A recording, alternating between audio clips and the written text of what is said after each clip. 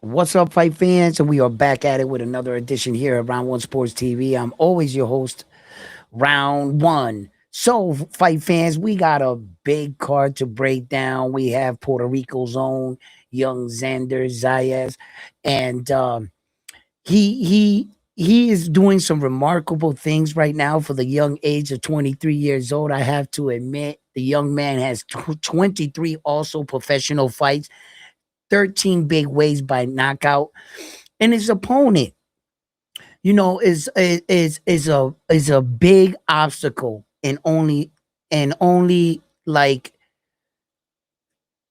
I think right now this is Xander Zayas' biggest challenge, and I think Jerron Boots Ennis with 35 fights and big ways by knockout is a viable opponent, a worthy opponent, and an opponent that most spectators think is going to win this fight.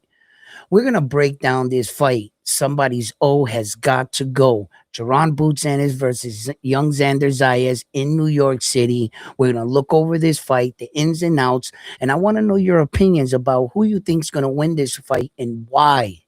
Why do you think the person that you believe that's going to win this fight? So, fight fans, let's tune in, let's lock in, let's get this episode started. We got a lot to talk about.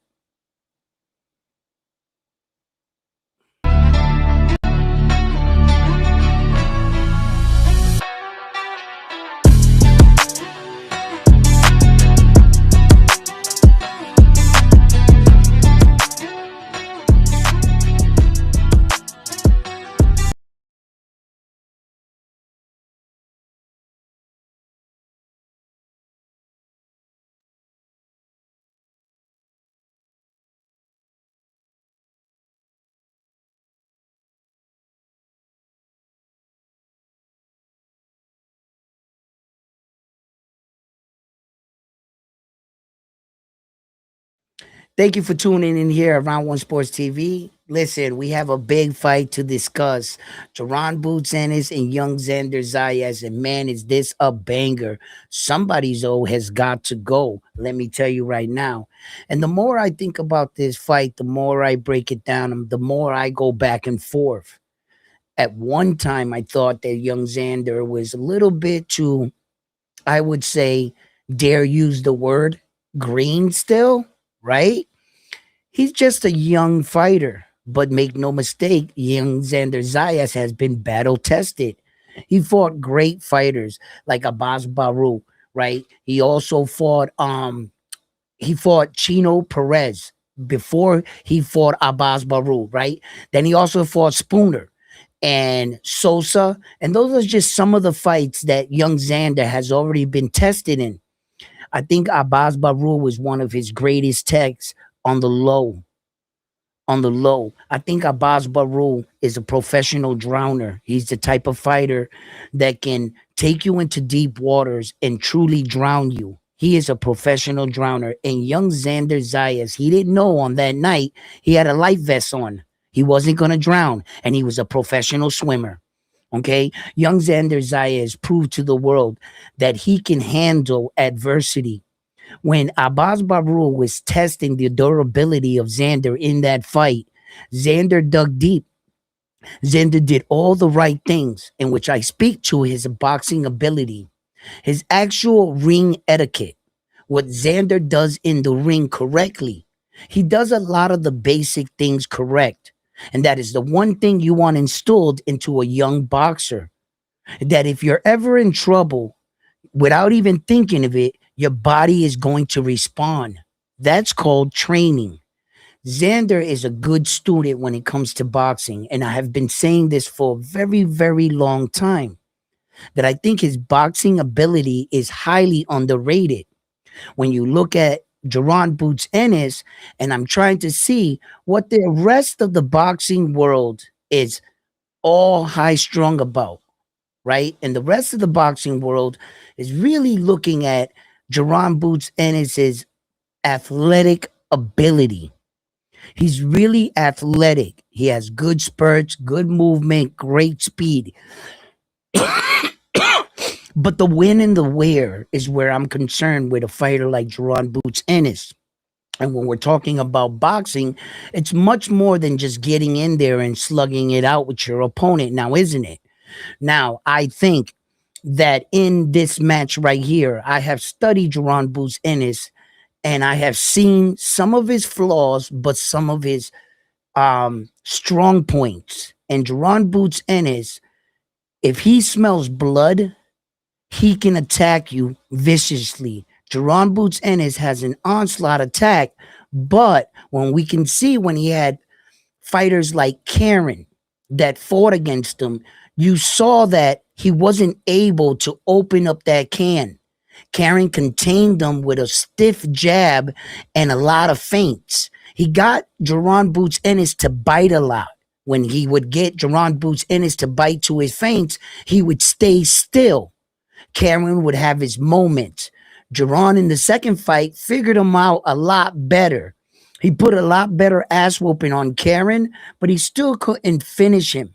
And all of Jerron Boots Ennis' greatest task and greatest challenges of boxers, he didn't seem to really perform above expectations. Throughout all his 12-round fights, Jerron Boots Ennis has only been the distance twice. And he went 10 rounds in another fight. Now, this spell, not a lot of championship experience. Well, Xander doesn't have a lot of championship experience as well. But boxing technical ability, that's what we're here to discuss. The why. Why do you think Jerron Boots Ennis can beat Xander or vice versa? And I think that this fight is going to play out much different than a lot of us think.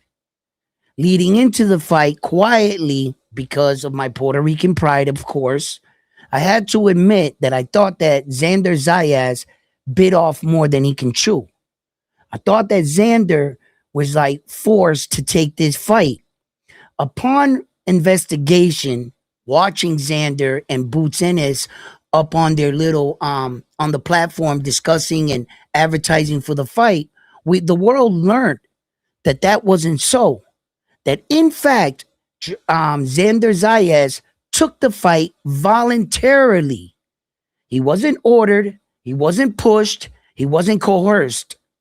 He said, you know what? I want that smoke. I want that challenge, and I want to fight Jerron Boots Ennis. You know what Xander is telling the world by doing so? Xander's saying, this town ain't big enough for the two of us. If they're saying that you're the best 154 pounder and I have two belts, well, then I got to shut that down. That's what Xander is saying. This town is not big enough for the two of us. One of us got to go. And when I found out that Xander took the fight voluntary, it gave me a better sense of confidence. The young man is not being pushed. He's walking towards the smoke. You understand? And that's a different type of mentality. A fighter that is undefeated, Jerron Boots Ennis, has that same mindset. You think that Jerron Boots Ennis cares that Xander has two belts? No. The only thing Jerron Boots cares is about proving to the world that he is the best. Philly's the one and only Jerron Boots Ennis. Jerron Boots Ennis has been searching for that Philly recognition as their fighter for a very long time. He's been even talked up to the lights of the great Terrence Crawford. But he has to prove it. He has to prove it. And on this night, yes, Xander wants to achieve his dreams, but Jerron Boots Ennis got his own dreams. He got his own ambition, his own goals. And Jerron Boots Ennis is trying to go to New York and whoop on Xander Zayas and walk out of New York with those two belts. It's up to Xander to stop that. And Jerron Boots Ennis, he ain't gonna give us no sympathy. He ain't gonna show us no love and no mercy on fight night. You could better believe that. So Xander, you better be prepared. You better come correct. Out of all the tournament fights he's ever been, I've heard him talk about his boxing experience. This is the fight to win right here. Everything's on the line. And as a boxing fan, it even has me torn between the two. It has me torn between Philly. My family has a boxing gym in Philly. I have family in Philly. And it also has me torn between my Puerto Rican flag and what I want to see for my fighters. I want to see history. Standing in the way of history is Jaron Boots Ennis. That's the problem. I don't dislike Jaron Boots Ennis. Had he been fighting anybody else for any other thing or any other circumstances, I probably got him in the fight. I like Jaron Boots Ennis a lot, but I love my flag even more. And if you ask me, Xander has the opportunity to bring us the first Puerto Rican champion to get 3 belts. He's on the road. But all of a sudden, this car hijacker hopped out the woods and wants to jack the car. We ain't going for that. Xander, step on the gas, run his ass over. If you asking me to pick, I want to pick legacy for my people. I hope you feel the same way about yours. And this is not about bias. This is not about anything. This is just about your country's legacy. If you were from Japan, Russia, UK, you would want to see your countrymen bring back the gold. And although a lot of us know Puerto Rico, United States, same thing, cool. I'm cool with that. But I'm also cool with representing ours. And it gives me great pride to see the men and women raise that flag like it should for you. Hey, do y'all see what a little influence do? What happened? Just a little bit. Just my bias rubs off, you know. Why? What happened? Huh? Because you repping the flag now all of a sudden. No. I've been public with this. I've asked my fans and my viewers not to follow me down this rabbit hole. Don't. If you're going to put money on it, bet with some sense. Don't bet with pride and don't bet with your heart. I wouldn't suggest it. This is just a rare moment in boxing that my country got to a place where I've never seen. I've never witnessed it with Felix Trinidad, Miguel Cotto, Hector Camacho. Never witnessed it. I never seen a Puerto Rican fighter wrap 3 belts around their waist in boxing history. No man has ever done that. We're that close. We have 3 fighters that currently have 2 belts. But as we all know, they're down in the lower weight division. Yes, if they get the belts, they can't take that away from us. No. But I would like it to be in the big boy division. If Puerto Rico can get 3 belts at 154, that's saying a lot.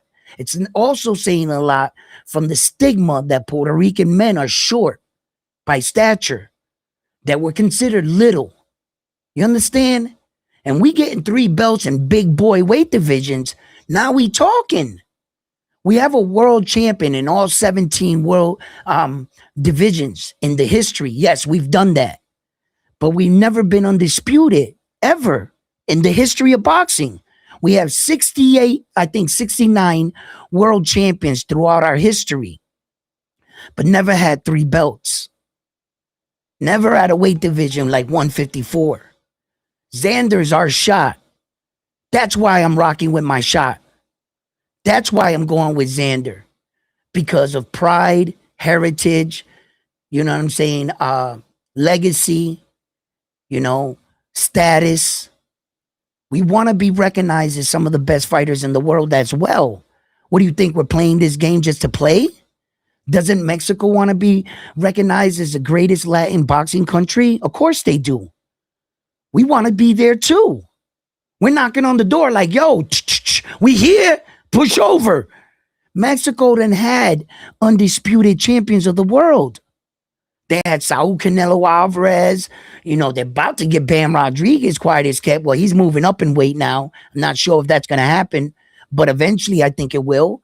They've had a lot of legacy. I want a taste, a small taste, a taste of the glory. You know what I'm saying? I don't think that's asking for much. And forgive me for picking against Jaron Boots Ennis, the American, which I'm an American guy. and from Philly. You know what I'm saying? I'm not from Philly, but I have Philly family there. But it's just, you know what I mean? They made this fight and what's on the line. Most fight fans don't watch boxing for this. They would know nothing about this. They're just like, hey, I'm gonna pick my guy. Fuck flag stuff or whatever. Okay, I get it. I get it for you. But there's certain things I want to see before I die. Go ahead, Before let I me catch up with die. the chat real quick. Let me So shout yeah, everybody do out. that for my brother. Thank you for everybody tuning in, locking in. Let me hear what you guys got to say. Before he reads the chat, I'm gonna drop the link. I'm gonna give everybody 3 minutes and I'm gonna put it on the clock. 3 minutes. If you want to come up here and give your opinion on ins and outs, on who you think gonna win and why, I'll let the world hear you for 3 minutes. And then anybody else that wants to come up, all right? So read the chat, then I'll drop the link. Go ahead.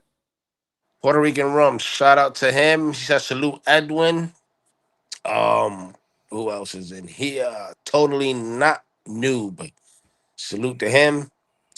The letter M87 says, I got Zayas, fam. I feel like Boots never been tested this way. The pressure he never felt, it will be different from Zayas. Hit the like, Shaw. Homie has great taste, says the letter M. Sacco Bob, salute. He says, frontline, am I still blocked? He was never blocked. We don't block nobody in here. Somebody got, I Oh, don't know why. Or maybe sometime YouTube does that for my did you type in anything remotely something? Cause they've been nuts to knock off somebody, one or two. And I think they do no. that just to be like cops or something, YouTube. Yeah, because they be I have no blocking some clue. weird people too. Yeah. Yo, Santos Boxing. Shout out to Santos Boxing. That's All Facts co-host. She says, "How does Xander win?" Question. We about to get on that topic in a We about to get minute. on that topic right now. Yeah, we about to attack Ta- that. Go ahead. Talman, what's up, Round One brother Edwin? What's up, chat? Salute, salute. Bang Swift, Puerto Rican flag. Salute, my guy. Letter M, Puerto Rico for the win. Puerto Rican rum. I thought Boots looked like shit against Karen. Facts.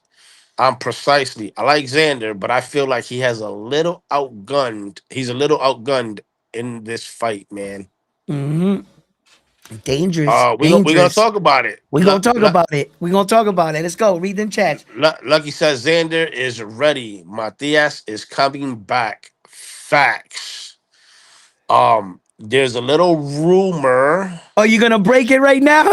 I'm Really? not. I'm not. You I'm gonna not gonna. break it? I'm Okay, not just gonna just break it. Just break break it. it. Just get it out It. there before It's the a Puerto Rican people. rumor. Just put it It's a out there, rumor. bro. We So read the same article. the rumor is he's coming back, and it's still undecisive whether he's going to stay at 40 or 47. It's hinting towards 47 because he wants to fight Devin Haney, T.O. Hitchin, so on and so forth. Now, But where is he going? Who's he signing to? I no, I mean, obviously he's with Juan Orengo, Fresh Promotions, but, but, What's but the rumor? Get it out. Get the it out. I rumor know it hurts. is I know it it's hurts. the rumor is it's hinting towards Sufa. You heard it. You heard it. That's the Subriel rumor. might be going to Sufa. We Yeah, will know because more within the next couple days. yeah, and this is coming from some pretty good guys that we know, and I think be prepared for that. Um, and And to be and, honest, and to be honest, I think it's a good move for him, yeah, because he get the already bag. proved. Yeah, get the bag, homeboy, because he's already proven he's already a two-time champion in that division. He got the belt twice in the same division. Now, his age, you got to put in his, what is he, 38? 34. 34. I'm sorry, 34. Damn, I gave him 4 years. Shit, I'm thinking about Terrence Loma. Crawford. I'm sorry. No, you're thinking about Loma coming back at Oh, 38. 38. That's who I'm thinking about. Loma. Yep. Yeah. So thank you. Thank you, brother. You are right. So but for Subir 34, I think Dude, he did what he needed to do.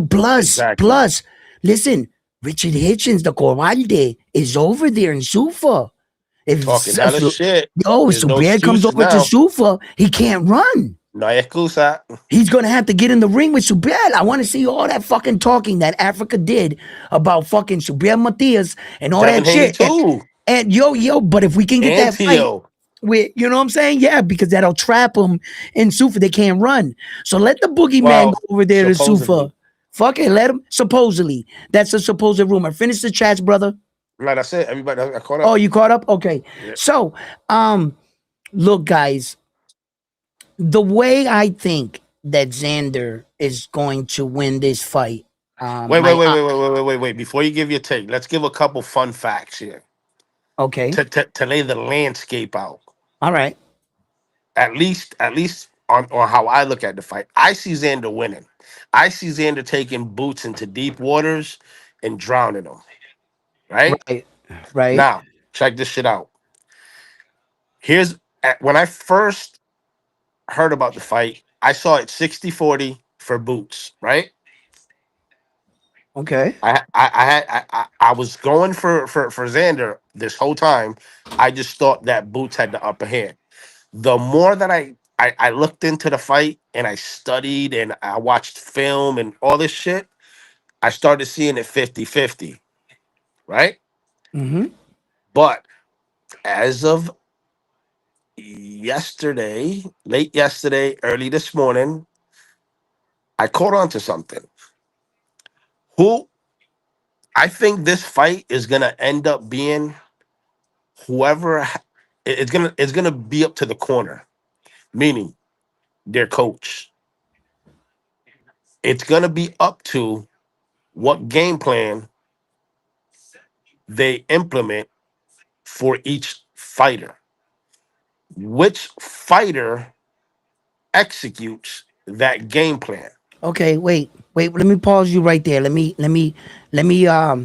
sort all this out for all the viewers. What you're saying actually is what you believe is going to win this fight is good coaching and a good student, a good Correct. boxing student that can carry out the assignment, not have mental lapse in the ring and carry out the excitement. Now, I want to talk to you about that's a part of this mental warfare. Now, if we're talking about a good coach and a good student, I don't think there's no better combination, or there is a couple, but there Xander and his coach has a very good student and coach relationship. I have seen in several fights where his coach told Xander, tighten up here, do this. He went out there and corrected it. He did exactly that. Now, you're going to get punched in the fight, yes, but I've also seen you're talking about good coaching and a good student. I want to bring something to the light here. How many times can you remember that Jerron Boots Ennis and his dad argued in the corner? Yep. I've seen multiple times where his dad was yelling him instructions and he was telling him, yeah, dad, I got this. I'll do this. I'll do that. His dad was in the corner with him and they were going back and forth. Now, that's an interesting point that you bring. You see a little disruption, a little chaos in Jerron Boots Ennis. Now let's talk about Jerron Boots Ennis's dad as a coach. Okay. Can Jerron Boots Ennis's dad write a game plan to beat an individual fighter? And what proof do we have on that? Well, let's take a look at some of his fighters and some of his fights. Didn't he train Andy Cruz, if I'm not mistaken? He did for the Morataya fight. And I think Andy Oh, Cruz is still with him too. okay. All right. So, what game plan did he come besides changing Andy Cruz into Jerron Boots Ennis to look like him? What game plan did he devise to beat Morataya rather than Robert Garcia's game plan to beat Andy Cruz? Correct. Now I'm let's just flip it to breaking the this other side. down No, by let's flip just it to the other talking. side. Okay, go ahead. Who did Javier Centeno? Who did he bring to the ring Oh, shit. and took a belt away from a champion? George Cambosos versus Tio. You know what? Okay. George Camboza versus Tio, he had a good game plan to beat Tio, but you want to know And something? When since he he's been gone, what gone has from him, Cambosos he done? hasn't won. Exactly. He hasn't won. So that coach, Santana, I mean, he devised a game plan to beat Tio. That's a good point. And he He ain't doesn't won come up. since, ever since he went back. To right? his dad. To his And his head dad. got blown up. Yeah. Good coaching made him a better fighter, a It's better not good game coaching. It's plan, a good bank. Exactly. The game plan. and the student to carry it out. Gotta have Correct. a good student. And I don't know a better fighter that absorbs more about boxing than Xander. Xander is a real technical boxer, very efficient, very strong puncher. He likes to go forward, and if you hit him, he doesn't shy away. Okay, he went into a few good gun battles, good exchanges. He fights when he needs to. He boxes when he needs to. He clinches when he needs to. He uses his feet when he needs to. He utilized boxing in all its forms. I think that Xander is a young student in boxing, but a very good student. Very, very good student. Now, does that spell victory? No, it Absolutely not. doesn't spell victory, but it gives me a better perspective of where the heart and soul of Xander is truly at. He is a fighter. He's a boxer. He's growing with the sport and he wants to evolve. I like Xander for a lot of different reasons, but I respect him more today as I really dissect his fighting ability. A lot of the things that Xander does well are the small things. I keep saying it. Jaron Boots Ennis likes to flow in the fight. He fights off of a rhythm. He likes to have that bounce. And when he's flowing and the guy shows up in front of him, he unloads and he looks spectacular. Jaron Boots Ennis is very athletic, very fast, and he can put his punches together in combinations. He knows how to set up punches and he knows how to cut angles. Where he lacks in, he doesn't know how to cut the ring very well. If he did, he would have cornered Carrington in. He just couldn't catch him. When you disrupt Jerron Boots and his rhythm, he has to reset. He starts after a while. If you can get him frustrated like Karen did, Karen was freezing him up with level changes and feints. He was making Jerron Boots Ennis go like that after a while because Jerron Boots Ennis had decided that he wasn't going to run. He was going to take the punches and fight Karen. But Karen was using his legs in the first fight really good. Karen was moving to right to left. And he kept Jerron Boots Ennis, he kept his whole boxing strategy, he kept disrupting it. And Jerron Boots Ennis didn't have a guy. He never fought a guy that moved that much.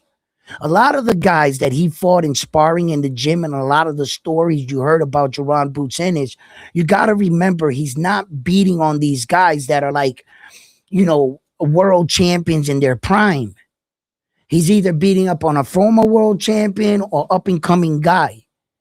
And Jerron Boots Ennis punches hard. When he's hitting these guys in the gym, you should hear some of these stories. Jerron Boots Ennis really shines in sparring. He shows these guys no mercy. He be beating up all the. I hear all the stories, bro. He's a beast in sparring, Jerron. But this is not a sparring match. And everything is not on the line in sparring now, is it? You can't emulate in sparring your girlfriend sitting there, all your fans, the entire world that came out to see you. That's not going on in sparring. The moments, the light, everything. So, and these guys are not taking chances in the big fight because there's a lot on the line here. So in sparring, these guys are really like going at each other, pushing each other's limits, but it's a much different energy on fight night. Fight night alone, the anticipation can drain you by yourself if you don't know how to manage that. I think both these fighters have been in big fights already. Both of them are world champions and both of them undefeated. So I don't really see that being too much of a problem, right? But I do understand boxing. And I also understand that you can train in the gym back to back sessions of 12 rounds. You can do 24 rounds in sparring, right? And not feel gassed out. Because there's something about sparring that allows you to be free. You understand? On fight night, the anxiety, the anticipation, everything else that will wear you down. There have been men that have gotten a 12-round fight, and by the 10th, ninth round, they're gassed and fatigued, and they don't understand why. They know they trained 12 rounds. They know they went 12 rounds in sparring. But fight night 12 rounds is way different. And that's when, you see, I look at it like this. Jaron Boots Ennis had one fight at 54, and he starts the guy in the first round. And that was it. He hasn't really been out into deep water in that new weight division.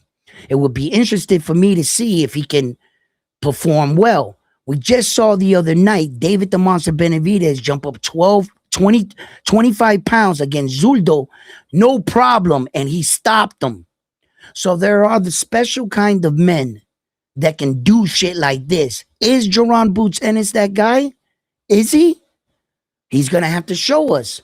Because as of right now, I'm not so convinced with all this hype with Jaron Boots Ennis. You know, I never thought I would see a day where I would like try to dissect Jaron Boots Ennis and trying to defeat him rather than speaking up for him. You see? But guess what today is? That day. And I had to really ask myself, what makes him so special?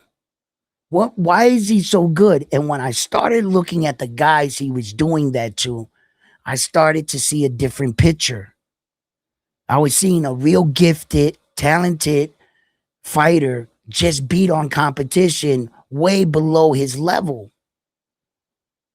And if you're not fighting anybody on your level to bring the best out of you, that can deceive you. If you have a career of 25 of those fights out of your 30 plus fights, Jaron Boots, and it's 30, what he has, 33 fights. Out of those fights, if 25 of them are guys you fought that weren't on your level, does that benefit you or does that hurt you? When you finally get into the ring, he's got 35 fights. When you finally get into a ring with a guy that's not scared of you, that's gonna Hey, box you and fight you. hey, let me catch up with the chat real quick, Edwin. Yep. Shout And out to Loy in the building. He says, who is Edwin going for in the Ennis versus Zayas fight? If so, pick the opposite. Shots fired early. Jose is in the building. He said, what's good, guys? We in the building. Hung says, hello. Jose says, Javier Centeno, better coach than Boozy. And Xander always follows the plan to the T. he's a good student. I keep saying it. He's a good Saku student. says, good point, frontline. Where is he? Talking about Cambosos. Cambosos is nowhere to be found right now. Vic Stark, que lo que. What up, Vic? What up, Vic? Jose says, people think Xander ain't got no power, but I think he doesn't sit on his punches. Um, we'll get to that. We'll get to that. Well. Eddie, hold on. Yeah, Let me. go It's ahead. a Read the couple chat. more. Read the chat. Go ahead. Eddie in the building. Salute round one. Salute. Sports. Arnaldo and frontline. Saludo, Eddie. George Martinez. Saludo. She says salute round one. Frontline in chat. Santos. Boxing. Here he goes with his bullshit. He says, respect to Xander for making this happen, but he going to sleep good on fight night. Then he says, do you think Xander would have stopped Lima in the first round? Well, first of all, Probably who so. the I fuck? think he would have. No, well, I think so too. But who the fuck is Lima? Number Yeah, one. that's what I'm saying. Xander would have starched him. Number Yes. two. Yes, Number he would have two. starched him. Yes. When Boots fought him. Matter of fact, Edwin, I don't want to talk with fucking bullshit. What? When was his last fight before he fought Boots? Lima's fight. Wasn't Lima. he inactive? Wasn't he inactive for like a year and a half? Okay. I'll get that for you right now. Um. I want to talk with facts here. I'm just Okay. telling like Yeah. what Yeah. up. Yeah. Yeah. Yeah. Absolutely. Absolutely. Okay. So Lima was, I believe, undefeated when he came into the fight with Jaron Boots Ennis, but um, yo, check it out. No, you're wrong. He wasn't off a big layoff. The last time he fought was 2025 531. Then he fought Jerron Boots in his 2025 10-11. Oh, and then before that fight, Before the fight, before Jerron Boots, he yes. fought in 2024 twice. Then he fought in 2023 three times, four times. He was pretty Okay. active coming into the fight with Jerron Boots. He only had about a 5 months layoff, which is average in the sport of boxing. Yeah. George says overlooking Zayas is going to be the downfall in this fight, just like Rolly and Ryan. Jose says frontline. Do you think Polanco's going to like Mayagüe? He's gonna love Mayagüe. Okay, check this out. Check this out. And I want you guys to know this, a fun fact. Okay, this guy that Jerron Boots starched in the first round, I want you to know this. He was undefeated. His last three fighters before he fought Jerron Boots were all undefeated fighters. So he beat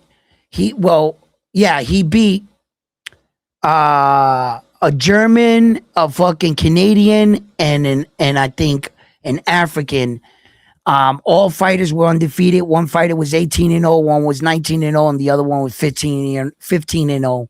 He was undefeated, and he fought Jerron Boots coming into that fight after beating three undefeated fighters. But the fighters that he beat weren't highly ranked. They were like 3-star fighters.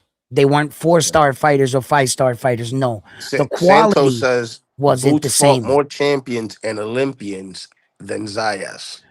Okay, let's okay, since we're gonna start making accusations, we gotta go by facts around here. Since we're gonna go by facts and not opinions, right? We're gonna have to break out the facts, right? So this is what we're gonna do. Okay.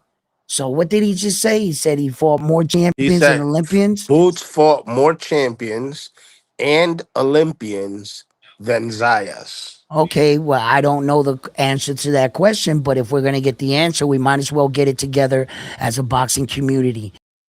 There's the gentleman right there, Jerron Boots Ennis, Philly's own. He has 35 fights with 31 big wins. He's a 5-star fighter in the world. You can see right here in the black circle, he is the number one, and ironically, number one with no belt at 154. As you can see right here, there are 2,366 registered fighters in the world at 154 pounds. There are 348 American fighters in the world registered. Out of all the Americans, he is number one. He is currently 28 years old. He has an 88% knockout ratio, 5'10", 74-inch arm reach. Now let's look at his Wikipedia. Okay, this tells you all. This is Jerron Boots. This is his entire boxing history. This will tell you what he did. Now, all facts is in the building, my dude. How you doing, brother? I'm bringing you up. Okay. Now, Jerron Boots professional record has defended three opponents, two by KO and world title fights. He's 1-1 against former or current world champions. You see that? He's 101. Okay, he has three defenses, and these are the names that he fought, the three champions. So when you're saying that, and this is his amateur highlight, he ended his amateur career 58-3. These are all his achievements up to date, all his belts. You know what I'm saying, and how he won them. They're all right here. So we will go to the gentleman in question. So he's 1-1, got three championship fights. So let's go to his opponent, which is Xander. We can just easily go down here, click on his name. He pops up. There he is. He has 23 fights, 13 big ways by knockout. He is also ranked in the 154. Out of the 154, he's ranked number 4 in the world by BoxRec, and he has 2 belts. Jaron Boots Ennis, with no belts in the division, is ranked number 1 out of 2,366 fighters. There are 18 Puerto Rican fighters in that division. He is number 1. He's 23 years old, 5'10", 74-inch arm reach with a 56% knockout ratio. Let's look at his Wikipedia right now, just like we did that. This is Xander Zayas, and We this ain't is got to his go to Wikipedia. boxing. I can name you all of the Olympians. The Olympians right off the bat.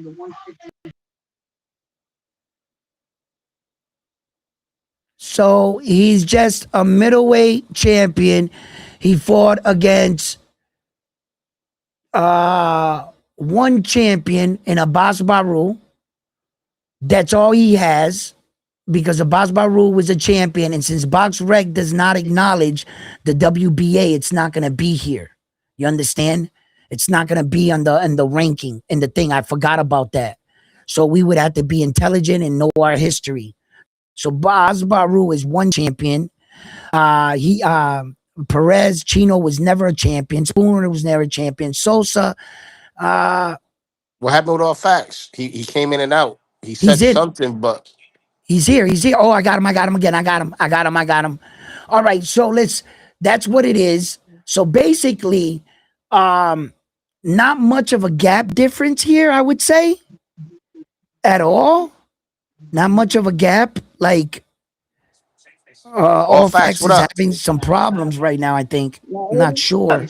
This I what can we hear you. I got you. What's up? Yo, you breaking up? All facts.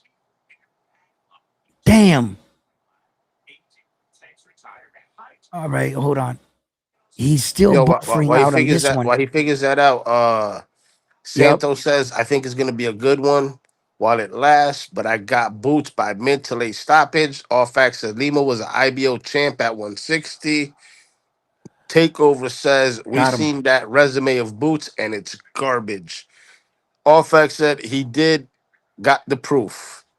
Takeover says Boots fought dudes with way more losses than wins.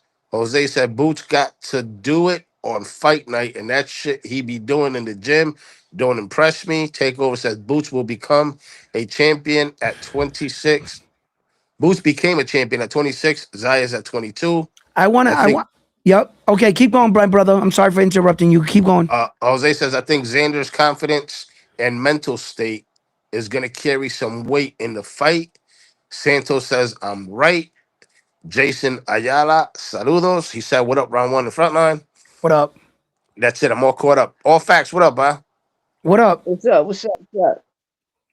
Well, the Olympians we can name Castillo Claxton, Stanionis, motherfucking Raymond Serrano, you know, and we can keep going down the line with champions from when he was over there in PBC whooping their ass, Mm-hmm. and you know Erman, Sean Porter, back in 2019.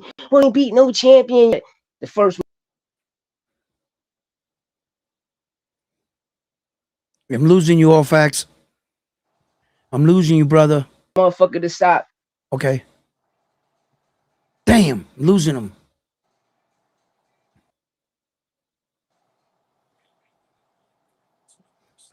Yo, all facts. You came in and out. We didn't hear anything.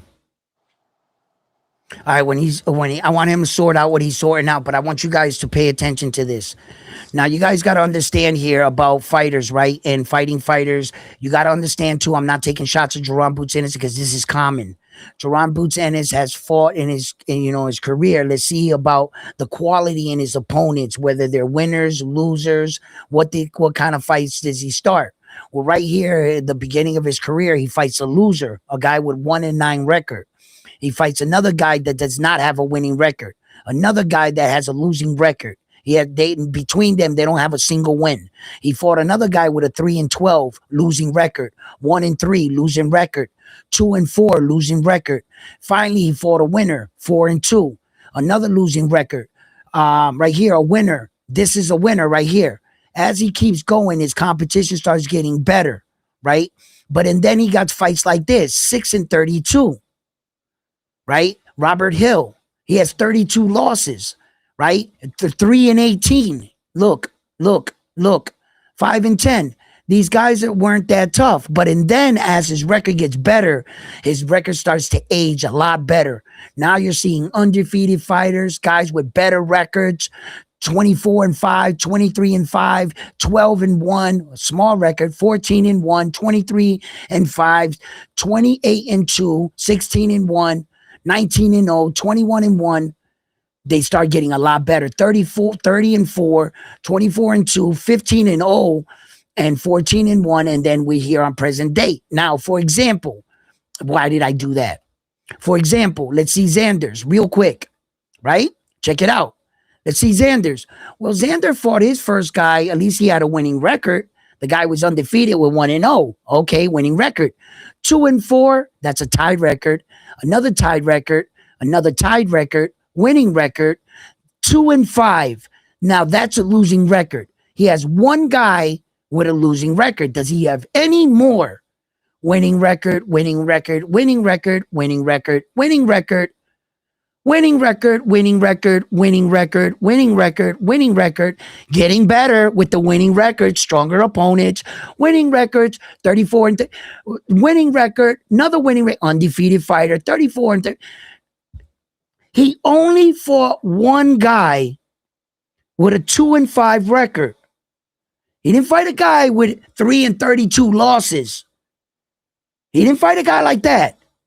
All Xander's guys were all winners, but one. So when you talk about Jaron Boots Ennis type of opponent, quality in opponents, I saw he fought a bunch of losers. He did fight a lot of winners at the end where it counts. Okay, so you can't avoid that. But I'm not taking shots at him because I say that's exactly what a beginning of a boxing career is supposed to look like. You fight these guys with losing records. But remarkably, Xander fought a bunch of winners, guys that knew how to win. They went in the ring, not going in the ring saying, I got 6 wins with 32 losses. You're a fucking loser. You're more likely to lose the fight than win it. And he fought a lot of guys like that. And I'm just bringing that up.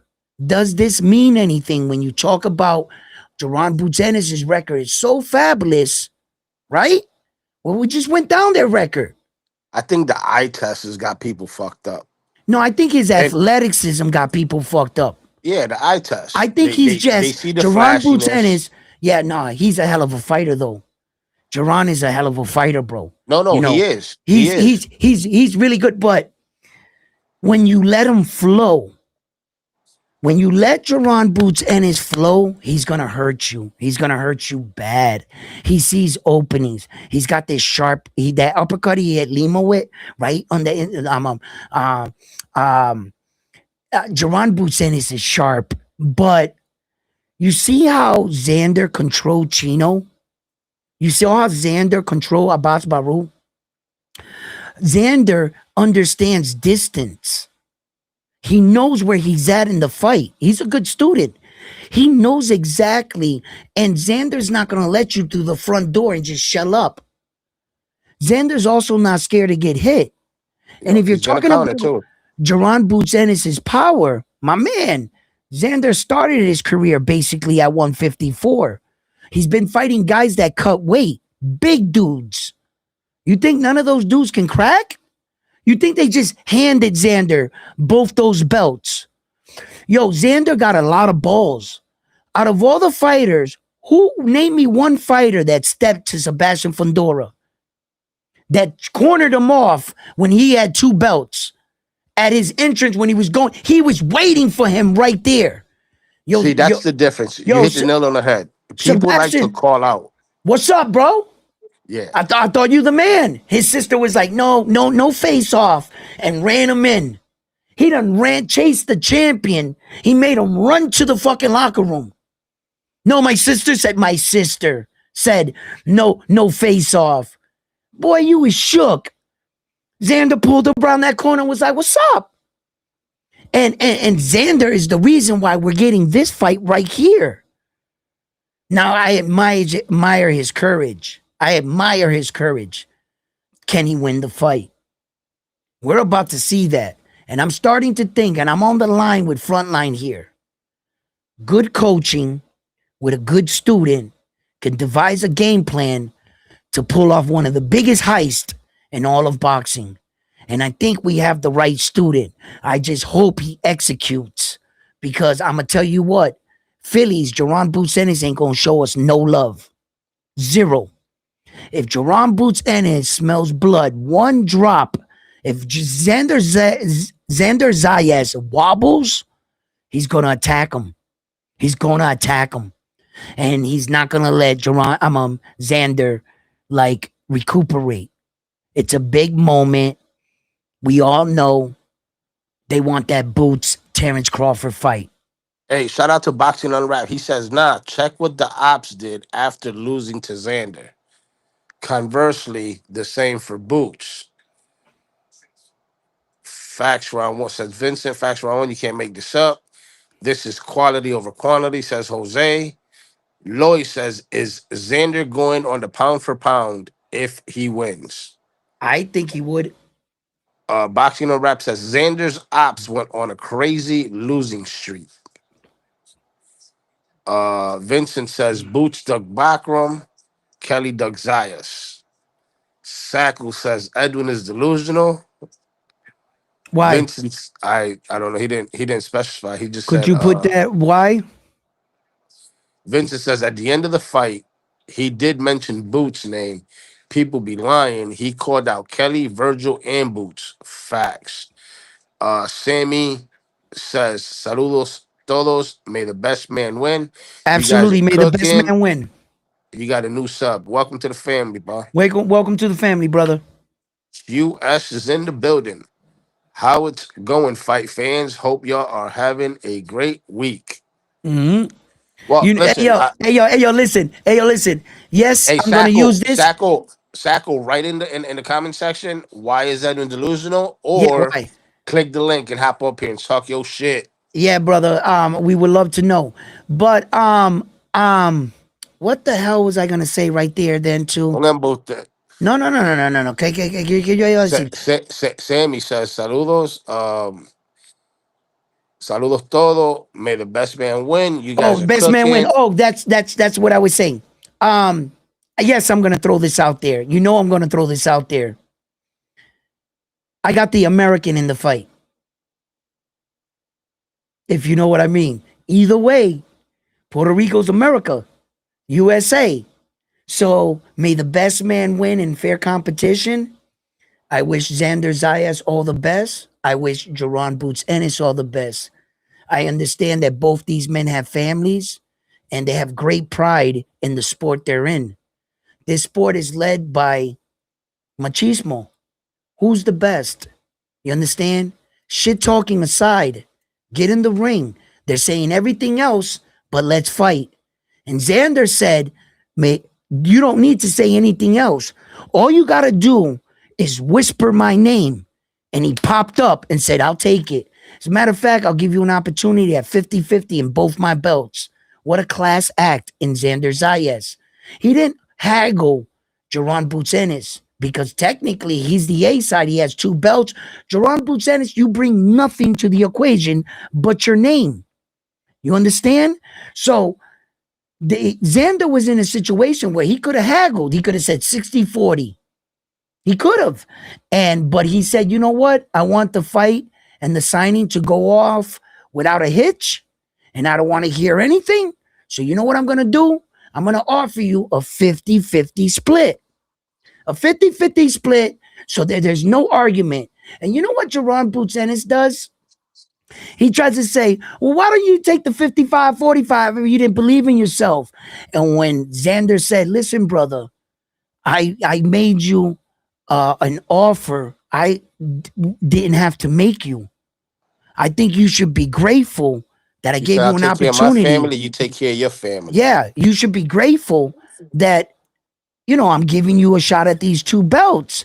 Then after that, no sooner did he said that, Jerron Boots said, well, then if you're so confident, let's put a wager on it. Let's put some money on it. And I started seeing that real distasteful, but for whatever way you want to take it, I thought that Xander was giving him an opportunity and Jerron Busenis needed to be slightly more appreciated, but at the same time saying he's going to kick his ass. Because I'm not expecting Jerron Busenis to kiss Xander's ass just for giving him the shot, but at least acknowledge, bro, we're here because of you, like he did, and be thankful on the 50-50, you know? Yeah. So, Hey, shout out to Mil Pera. That's a real one right there, Edwin. oh, yeah? That's a real one. He said they're going to blame Ennis focusing on Devin Haney after that loss versus Zayas. That's coming. Sammy says absolutely. Vincent replies to Mil Pera, says, "Yup, that's gonna be the excuse for Boots." Fun Truck said the studio is lagging. I'll join from a desktop. Okay. Sammy says Xander had Fundura's sister scared. Told Fundura, let's go. She knows, they know, I know, we all know. Vincent said facts. Zayas could have got more. He just wanted to fight and prove he's the best. That's it. They would have said Zayas outpriced himself. Listen, there's a other factor that like people are overlooking, and it's the narrative that's being pushed Thank by you. by Boots. That the narrative is number one that he postponed the fight to the 27th when it was supposed to be June 6th, right? Oh, he said that on the stage. It didn't matter. Right. That was, yeah, yeah, yeah. That's number one. The Come on, second bro. narrative is that Xander's not confident in himself. That's why he didn't want to bet the 55-45. Hold on. And then logic would shoot holes right through that when you Correct. when you just ask, why are we here? Oh, because you gave him the fight. Oh, so you didn't have to take this fight? This is a voluntary fight for you, Xander, and you chose your opponent to be him? Well, then that punches holes all through that story now, doesn't it? That he's scared to take the 50-50, that he's scared, that he doesn't believe in himself. Well, how does a scared man be the reason why we're here? That You know doesn't what it sound is like a too? scared man to me. You That know what means it is that too, sounds like a Edwin? guy that wants to fight. So When so you saw that the logic is just ridiculous. It's when you when ridiculous. when you saw the press conference, didn't you see a little nervousness coming out of Boots? Like he didn't expect for Xander to take the fight. He even said it. I didn't expect for him to take the fight. I expected him to take a Because easier fight. Jerron thinks everybody's scared of him. Yeah. Shout out to LP in That's the the building. problem. Yeah. LP guy that says Team Zayas, let's go. Who's doing it like PR? We want all the smoke. Yeah. Facts. Um, and that's just it. I mean, Boots is used to people, quote unquote, like for an example, we don't know the back end of what happened, but Virgil Ortiz, that negotiations didn't go through for whatever reason. You know what I'm saying? We'll That never know man's the looking real bad truth. on these boxing streets. I'm sorry, Virgil. He's looking real bad right Now now. he is looking bad, No, but we no, don't know he's what just happened because of behind. his. I don't care. Right. I no longer care. Bro, let me tell you something right now. When you see something happen once, you can say, well, there could have been but twice. Wait a minute, three times. Hold up, four times in your career. Bro, you could have fought Terrence Crawford multiple times. You never stepped up, but you always said on the microphone you would fight him. But you never filed the paperwork for your mandatory, nothing. Whenever it seemed like Virgil was supposed to fight that tough black American fighter, for some reason, something always happened. Are we going to be that dumb as fans and be like, wow, this is just a case of misfortune? Time and time and time and time again. And it's always the same scenario. The top American black fighter that's always in Virgil's way to becoming that champion. If it wasn't Terrence Crawford, it's Jerron Boots Ennis. And the story is the same. And like, I look, he's just looking bad.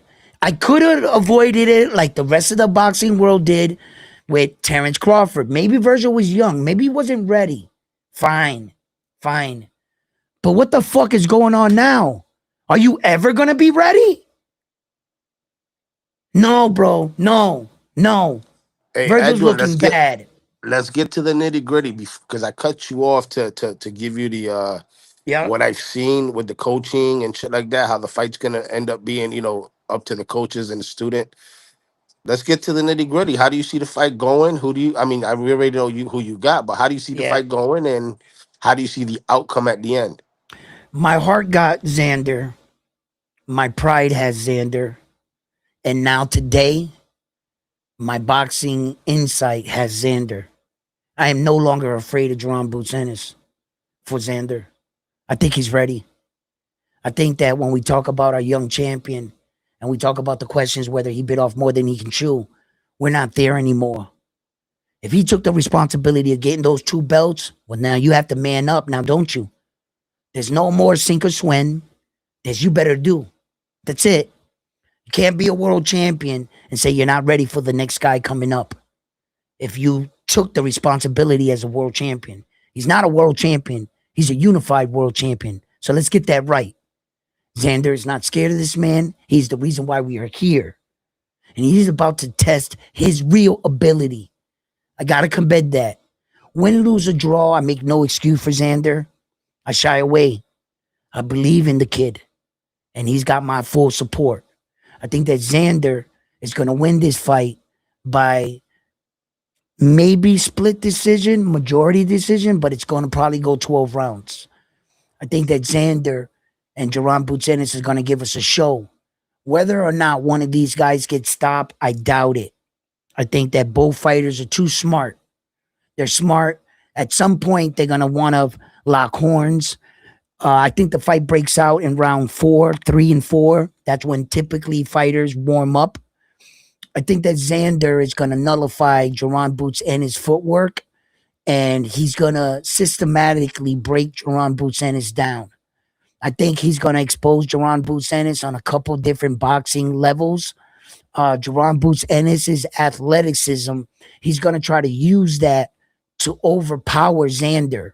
When Xander no longer is intimidated by his athletic ability and he controls him with the range and the jab, I think Jerron Boots Ennis is going to be in a situation he's not familiar with, a guy that's not afraid of him. And I think that Xander's going to beat him. I think that Xander's going to beat him. And I think that, there's another flip side to this coin. We can get a reality check, and Jerron Boots Ennis can go in there and show that how much levels he is above Xander.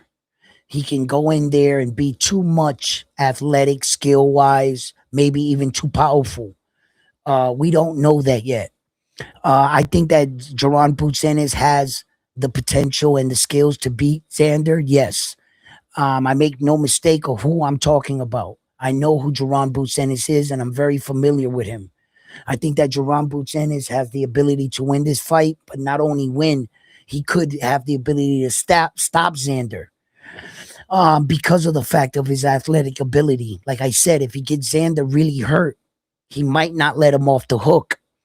For Xander, I think that if he was to hurt Jerron Boots Ennis, I think Jerron Boots Ennis has enough to survive. I think he does. I'm not sure if Xander can knock out Jerron Boots Ennis. I think that that'll be a tough assignment because he moves fairly well and he has good evasive ability. It's going to be hard to hit that cat, but not impossible. I think on points, I think that Xander, he's a good student in the fact that he makes sure that after every round, he feels like he won the round. I think Jerron Boots Ennis is more concerned about landing punches, looking flashy, and like I said, fighting off a rhythm. If Xander can't disrupt Jerron Boots Ennis's rhythm, he's going to have a long night. He's going to have a long night against Jerron Boots Ennis. Jerron Boots Ennis's strengths is his athletic ability. He has good boxing ability. He's pretty fast, and he seems to punch hard. I haven't seen him against the top level guys. The best of the best was Karen. You know what I'm saying? For him, that really boxed and fought him back. And that's all we have. Everybody else wilted under the fighter that is Jaron Boots Ennis. So we're talking about the cream of the crop here, gentlemen. Make no mistake. Xander's ready. He's ready. This is a real tough fight. It's a tough fight for me to judge, but I'm going to put my stamp on it here around one sports talk, and I'm going to call this a 50-50 fight. This for me is a 50-50 fight. It's not a 60-40 on either way. It's a 50-50. This is that type of fight that we're at the top of the food chain and we're about to see who the man is. Like I said in the beginning of this video, this town ain't big enough for the two of us. And we're about to find out in June now, aren't we? Who do you think is going to win the fight and why? Well, before I give my take on it, shout out to Mexican boxing number one. What up, Jason Mexico? Jason says Virgil's another 10-year prospect like Boots. Mexico boxing number one says Xander by KO. Boots is getting distracted by Bud and it's working. Bud is distracting Boots on purpose. Mio says exposes the word. Sammy says, fuck man. I may have to bet on Xander. You are in full depth. I like this shit. Keep going. Richard says, saludo Richard. He says, Xander Zayas. Gana como dicen los boricua. Puñeta. Puñeta, vamos, se acabó el abuso. Se acabó el abuso. Aquí Sam, es lo que es. Vamos, go. Sammy says, it's possible, Papa. We saw what happened to Morel. Laughing emoji. Anything is possible. Oh, 14-1 underdog. Zach, a 14-1 underdog. 2 weeks notice. Two division world champion, David Morrell. This kid had 14 days notice to fight a two division world champion. Knocked him out in the 10th round. Jesus Christ, did that happen? Wow. That's got to be one of the biggest upsets of 2026 so far.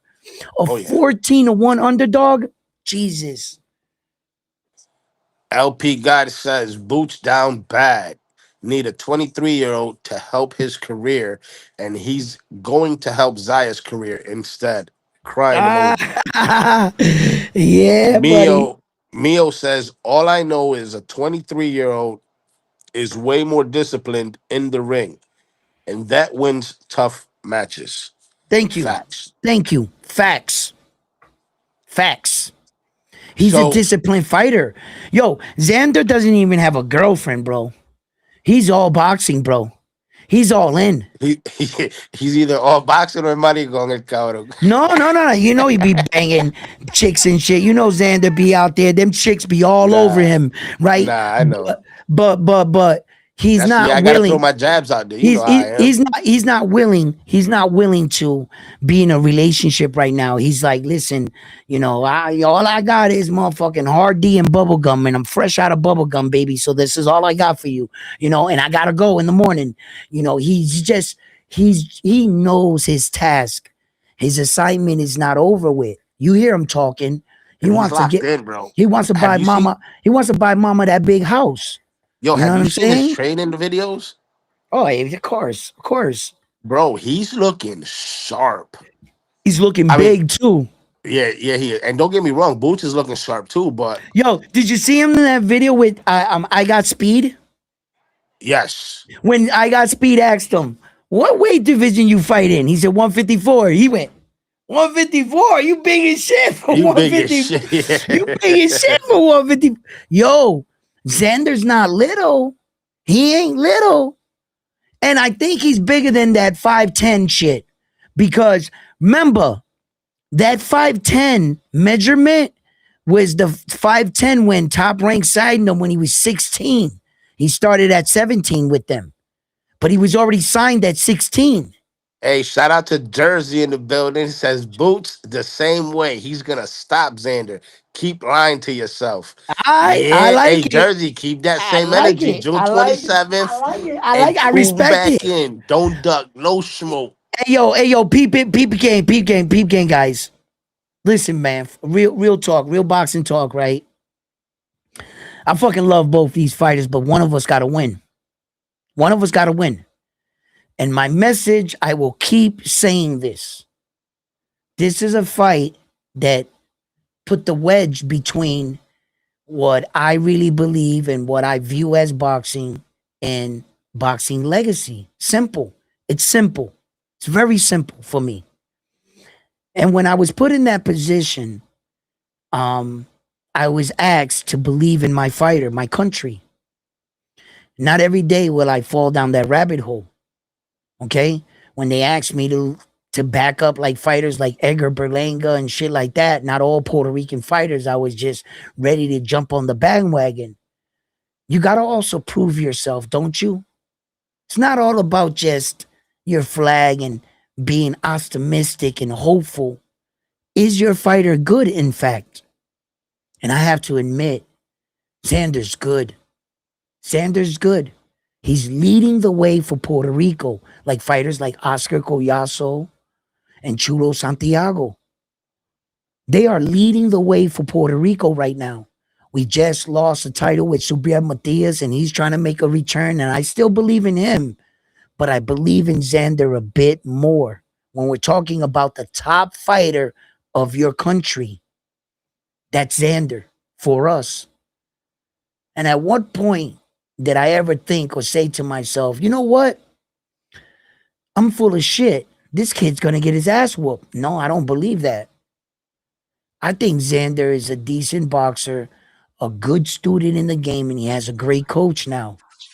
You know, and when people were saying, get rid of your coach and do this for Xander, you know, I see why he's stuck with his coach. This man knows him and you know, intimately. This man knows his student. And he asks Xander, you know, one of the one things I like about Xander's coach? Xander's coach asks him, what do you see? What's going on in there? He checks in with his fighter. He takes data from him and he gives him right information back. That's a team. That's a coaching team. You're utilizing your coaching, and your coaching is listening to his fighter. All these elements I take into account. This is a very important fight for us. I really looked into this fight in depth, you know. And Fun Truck finally came up here, and I would like to hear what he has to say about this fight. Fun Truck, what's up, my brother? Dang, the fighter that I think is going to win and the fighter that I want to win are different. I think Yes. Boots is, I think Boots is going to win, but I really want Xander to win. You Mm-hmm. know, Mm-hmm. so that being Respect it. said, listen, I just watched or heard Lewis Crocker announced against Liam Paro. Xander Yes. could have done something. Xander could have done something different. Similarly, he could have picked the number 15th or somebody easy to defend his belt against. That's what they say. Like, you're not a champion until you defend it once, right? But he's picking to defend it against the best man in boxing right now. Like, Boots is Yeah. definitely up there in terms of the level Well, test. And in terms of just to to help you out here, Front Truck, Xander already has a title defense. mm, He has a title defense against Abbas Baru because he went into the fight as a champion when he beat Chino for the vacated belt. So that's correct. when he fought Abbas Baru, that was Mm, a unification, and he beat him for his belt. So that's right. that's just just to add to it. So when you're Correction, thinking, correction. Okay. Well, yeah. Then choosing to defend both belts against the boogeyman and Boots. You could have mm-hmm, easily gone a different route. mm-hmm, Um, Got to give props where it's due. And at the end of the day, I think that Xander's going to do a lot better than people. It's not going to I be think he is. walkover. Mm-hmm. What else do I see in that fight? Um, I see Xander frustrating Boots, and it can turn out to be scrappy little fight at the end. Because Boots is going to get frustrated, and Xander's going to have to meet him halfway. Yep. I got. I Hey, like. Yep, go ahead. Go ahead, Yeah, Frontline. real quick. Yo, Fun Truck, what up? Let me catch up with the chat. Yo, shout out Yep. to True Media, True Power Media. Shout out to William Old School. Yo, go check out William Old School over at Angry White Man with D1. They be cooking over there. Mm-hmm. Um, who else is in here? Richard said, "Me voy con Zayas por decisión dividida, puñeta, carajo." I mean, he said he's going with Xander by split decision. Split decision. Okay. Jason says, "Big fight for Xander, bigger fight, fight for Boots with all the hype around him." Absolutely. LP says Team Zayas. Jersey says I disagree. Xander made the best decision for him and his family. Boots is the biggest money fight available. That's not true. That's not true. No. That's not true. It's a good money fight. I mean, to the fans, that's what you guys think. But these promoters on the back end, they see something. They know that a unification fight would make more money on a unification fight because now you got multiple sanctioning bodies involved versus just the two that he's got here. You know what I'm saying? Okay. Um, Yep. Go ahead. Mio Finish your says thought. Boots gets messy when he gets clipped. He That's does. He we haven't does. gotten there He yet, does. Mio. He We haven't does. gotten there No, yet, but Mio. we gotta get to there. Come on, let's. Yep. Go ahead. He All does. right, so Fun Truck. Okay, so Fun Truck got Boots winning, but he wants Xander to win. Yeah. Okay, I got Xander winning. Oh wait. Before you get into that, I just hold your thought. As far as the gentleman that said that he took this fight with Jerron Boots Ennis because it's the biggest cash fight and the biggest thing, I don't deem that to be true. Because if he would have took Josh Kelly and fought him out there in the UK or even in Puerto Rico or something for the three belts, I Or Fundora guarantee, for the third belt. or he fights Fundora, I guarantee you that fight would have sold out way more than this Jerron Boots Ennis fight. I think that the Jerron Boots Ennis fight are gonna bring out the American fans, yes, and the Philly fans, and I think he has his fair share of fans. He sold out in Philly twice, so he does good out here. So it's not going to be a far travel from Philly to New York, and as we all know, New York City is another Puerto Rico. So I think it's the perfect place, but I'm not too sure if he makes his most money. That hasn't been seen with Jerron Butsenis. Because the day that Xander gets that third belt or goes after that third belt, I'm telling you, a lot of Puerto Rican fans silently are waiting for this moment, whether they want to admit it or not. All real boxing hardcore Puerto Rican fans know we've never had a three belt champion. On that Hey, day, you're Jersey, I gonna think the see the link's in the entire chat. Puerto Rico is literally gonna jump. The island's gonna jump up and go wherever the fight's at. I guarantee it. Hey, I Edwin, drop the link. guarantee it. Yep. Jersey wants to come up here and talk his shit. Let him I talk his got you. shit. I got you. LP says that's not true. Zayas confirmed he would have got paid regardless. He's unified champion. He wanted the smoke, and Boots didn't really want this fight. He had no choice. Mio says that's false to the net against a disciplined boxer. There you go, Jersey. Links in the chat. Just click on it Jersey. and hop on. I'm from Newark, New Jersey. I was born in Newark, New Jersey, Brick City. I went to Roberto Clemente Street School down there by the 77 steps that used to be there that go up to Seatown. I used to run around that whole neighborhood right there in Newark, New Jersey when I was a kid and shit. I was born in fucking my hospital that I was born in it's already tore down. They tore it down. St. John's, I think it is. They tore it down and shit. But I'm from Jersey. Yeah. I'm from Newark. What up, Jersey? Jersey in the building. What it do, my brother? How you doing? Jersey, you there?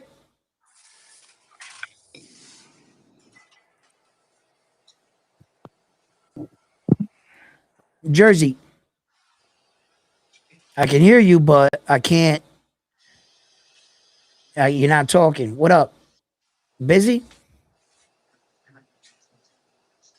check the me. Huh? There What you up? go. There you go. Your Jersey, what No, up? no, no, no, no. This is Fun Truck. I'll fill the Food dead truck, air if what you up? need me to. Yo, so Canelo versus Jake Paul. Just some thoughts on it, real quick, if you haven't touched on it. What do you Um, mean Canelo getting Jake Paul? That's real? oh, Jake Paul put a video out saying he's got the 200 million for Canelo, and then he put out a video of them FaceTiming that they got the fight. I mean, it's not like officially confirmed, but it looks like it's going to be sometime next year. Really? Yeah, and originally, remember, Canelo was supposed to fight Jake Paul on Netflix before Bud, but then Turkey halted that. Turkey put up the But money. He said, don't let Legacy. He said, like, go after Bud, beat Bud, and don't go after right, the Disney star. right, So right. Canelo also does whatever the fuck he wants. If Jake Paul's offering him 200, he's gonna tell Turkey, sorry, I know that I said I wouldn't, but I'm gonna go there and take the 200. You know. Right, So right. that I think this is all getting worked out right now, and just some initial thoughts. I think that Canelo knocks him out. Or Oh yes, he, absolutely. I think he stops Jake Paul. He's way out of his league if that fight ever happens. Canelo go in there and give him a boxing clinic and probably knock out Jake Paul like AJ did, or even better. He'll probably worse. stomp him better, Thank you, worse. thank you, Round One. I've been saying that all along. Yeah, no, People. the jaw might not be broken, but the ass whooping is going to be so much worse than Yeah, AJ's. AJ I gave him agree. that good solid punch, but it's going to be a barrage of punishment round by round, and he's going to Yeah, systematically, and then he's probably going to knock out Jake Paul. yeah. How about this? How about Jake Paul seen that right hand coming? He braced for impact. It was like getting in a car wreck. I'm sure it hurt, Yeah, but check this out. With yep. Canelo, you don't see that hook coming. You don't see that No. hook coming. No, That's the one that gets you. with AJ, he was so exhausted that he saw the punch coming and he couldn't move out the way. I've been there before, like in Yeah, sparring, you could see the fucking punch coming. You're like, damn, but you're yeah, just yeah, exhausted. yeah. You just fucking fatigued. You couldn't do nothing, Hey, and speaking of that's where sparring, hey, AJ Fun had Truck, him. I saw your little sparring video. You dropped a little short. Yeah, Yeah, buddy. Yeah, you got to keep your hands up though. You got your hands too low. he's working on it. He's working on it. Hey, yo, Yeah. Jersey, did you finish your mic? Did you finally, Jersey? You there? Connect the Bluetooth. I don't know, man. You got to take off the Bluetooth, This hook guy's up to the. I'm assuming he's older than. No, I'm just joking. I was gonna make an old man Oh, joke. I don't know. I don't know. I don't know. But I would love to hear what he has to say. He obviously came up here and he won. I hope he figures it out, the audio or whatever. But the show must go on. What's it say down there? Right there, it says Boots need a big Boots needed fight. a big fight, not Zayas. He What just you be? wanted to get. He just wanted to get the Oh, third belt from Kelly, and he sent a contract to Madrimov. because check this out, right? Jerron Boots Ennis and Josh Kelly are under the same promotional in Ed Hearn. So they have the same promoter. So if the fight wanted to be available for the third fight, it was there. You were talking already with the same promoter, okay, that got you the Jerron Boots Ennis fight. Now, Ed Hearn, as a promoter, I don't know this to be true.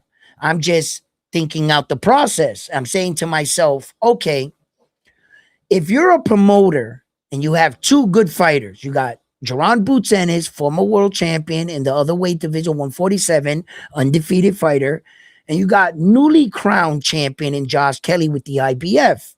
Okay, why would you send your champion to try to get the two belts first? Why don't you send your undefeated better fighter, quiet as kept, no disrespect to Josh Kelly, and Jerron Boots Ennis to try to get Xander's belts? Because this way, if Jerron Boots Ennis was to fail, you got another shot at his belts and you have something Xander wants. The right move to make was to send out Jerron Boots Ennis first. Don't send out Josh Kelly, because say in a good world he would have put out Josh Kelly. Say Xander beats Josh Kelly, gets the third belt. What does he need Jerron Boots Ennis for? Just giving him a shot at three belts? Or go after Sebastian Fundora in that way, I don't think the Jerron Boots Ennis fight ever occurs. Because once he beats Josh Kelly, he's just gonna fight Sebastian Fundora. Where does Jerron Boots Ennis fit into the equation? So as a boxing promoter, I thought Ed Hearn said, wait a minute, I'm gonna send out Jerron Boots Ennis first. If he falls, I still got Josh Kelly. And we all know Xander wants that third belt. You're gonna get another fight, another payday, and another big match for the three belts. So the exact way it was supposed to play out, you were supposed to put out Jerron Boots Ennis. Yo, Mio says Kelly's a pretty difficult fighter. Speed kills. Jason says, I was hoping Xander would get the Josh Kelly fight. Of Mio course. says, Kelly, in my book, it's a more difficult fight. Well, Kelly, the difference between Kelly, he's the type of fighter that can lure you to sleep with a lot of movement. Josh Kelly had Bakram there frustrated. He had him frustrated. Morataya Bakram. Bachman, you said it. You Yeah, said it. yeah, I said it right. Thank you. He had him frustrated, and what Josh Kelly is, he's the kind of European fighter that has an American slick swagger. He's a very crafty puncher. Crafty. He sneaks in shots on you that you least expected. And he's starting to use more mobility and showboating, but it's controlled showboating. The showboating that he was doing was frustrating the shit out of Bakram. And he started trying to knock him out. Now, he did score a knockdown in the fight. He put Josh Kelly down. Josh Kelly got up, got, survived, made the adjustments, and stood further out again. Um, Josh Kelly is crafty. He's tricky. He's a tricky fighter. Um, but he can be caught. Josh Kelly can be caught. I don't think Bakram is a better fighter, boxing technical boxer than Xander. No, I just think Bakram hits hard. That's it. I think he has a lot of good pressure. And that pendulum step that they use, that bouncing step, Josh Kelly nullified that by movement. He didn't allow him to get set in the dark in the movement because he kept moving. He had to recenter himself every time Josh Kelly was spinning around him. And Josh Kelly used that and the frustration to make him make mistakes. He's a very crafty fighter, Josh Kelly. Yeah, with a bit of American swagger sprinkled on top. That's what he is. And I think that Xander is a better fundamental boxer, a better fundamental. And if a fight's ever close for me, I'll take the fundamental boxer over the spontaneous boxer any day. I think Xander is better than what Kelly does. Exactly. And bigger. So Mm-hmm. I think Kelly was an Olympian, right? And he has two losses on Mm-hmm. his record. So Yeah, he can be beat. I think Xander will beat him easily. Not. I mean, I think 7-5. How about that? Yeah. That's how I see. That's how I see Xander beating Boots. Mm. I got. All right. So listen, my breakdown. I think round one and round two are gonna be probably the most boringest rounds in boxing And the history. Boots And and Gerard, the yeah, Boots and the Ennis Xander versus Zayas. Xander. Okay. Yes. Okay. Let Here's us know what why. you're talking about. All right. Here's why. Okay. Go ahead. Because they're gonna study each other so damn well in those first two rounds. Uh huh. The fight's gonna break out, like you said, 3 and 4. That's where I think. Yeah. That's where it's gonna really break out. Yeah. Now, knowing Javier Centeno and his game plan, I think at least me being Xander's trainer is it's what I would do. I would take Boots to deep waters, right? And what I mean by that is you said it. he had 24 rounds with Karen, and then he had another 12-round fight, but he only went 10 rounds. Or what was it? The Venezuelan Villa, Mm-hmm. Roman Villa, Mm-hmm. and I'm gonna be honest with you. I can see Xander stopping Boots with a body shot in the Woohoo! later rounds, somewhere around 10, 11, 12, or going to the cards and win by, I would say, a majority. I'm not even gonna say split. I'll say majority decision. Oh yeah. You're gonna make some Uh, money if you bet like that, bro. I'm not a gambler, so I mean I don't gamble on sports. Me neither. I did it one time with with Edgar. We me, took with a me. fucking Yeah. we We did a popped our fucking cherry. parlay. It was fucking hilarious. We We took bet all a the hundred. underdogs. We went for the money. We went Yo, for the we bet money. We went $100. against all our boxing knowledge. We went And crazy. What did say? $10 for 1,500. Take that guy. Yo, we were yo, amateur gamblers. our Yeah, we lost all parlay, our money. our Crazy. parlay was we bet $100 A and hundred we dollars. win. I put 50. He What put 50. Yeah. what was the total number we win if we hit our parlay? It was something crazy like We would have 50 had like something 50, thousand. 15,000, something like that. Yeah. We would have hit our It was parlay. We would have get like 15,000 or some it shit. was crazy. Yeah, we went for the money. We lost our mind. Yo, it was like they After were that like the first time, we was like, oh, odds. there goes our All our parlay. boxing insight went out the window. Yeah, we went right for the money, We did that sucking shit us for right fun in. though. Yeah, never gamble with money you can't afford to lose. That's my motto, I guess. If you just want to have a good time, I mean, I when I say I don't gamble, I have gambled in my life, yes, but I've gone to the casino and every night or whatever, I had a limit.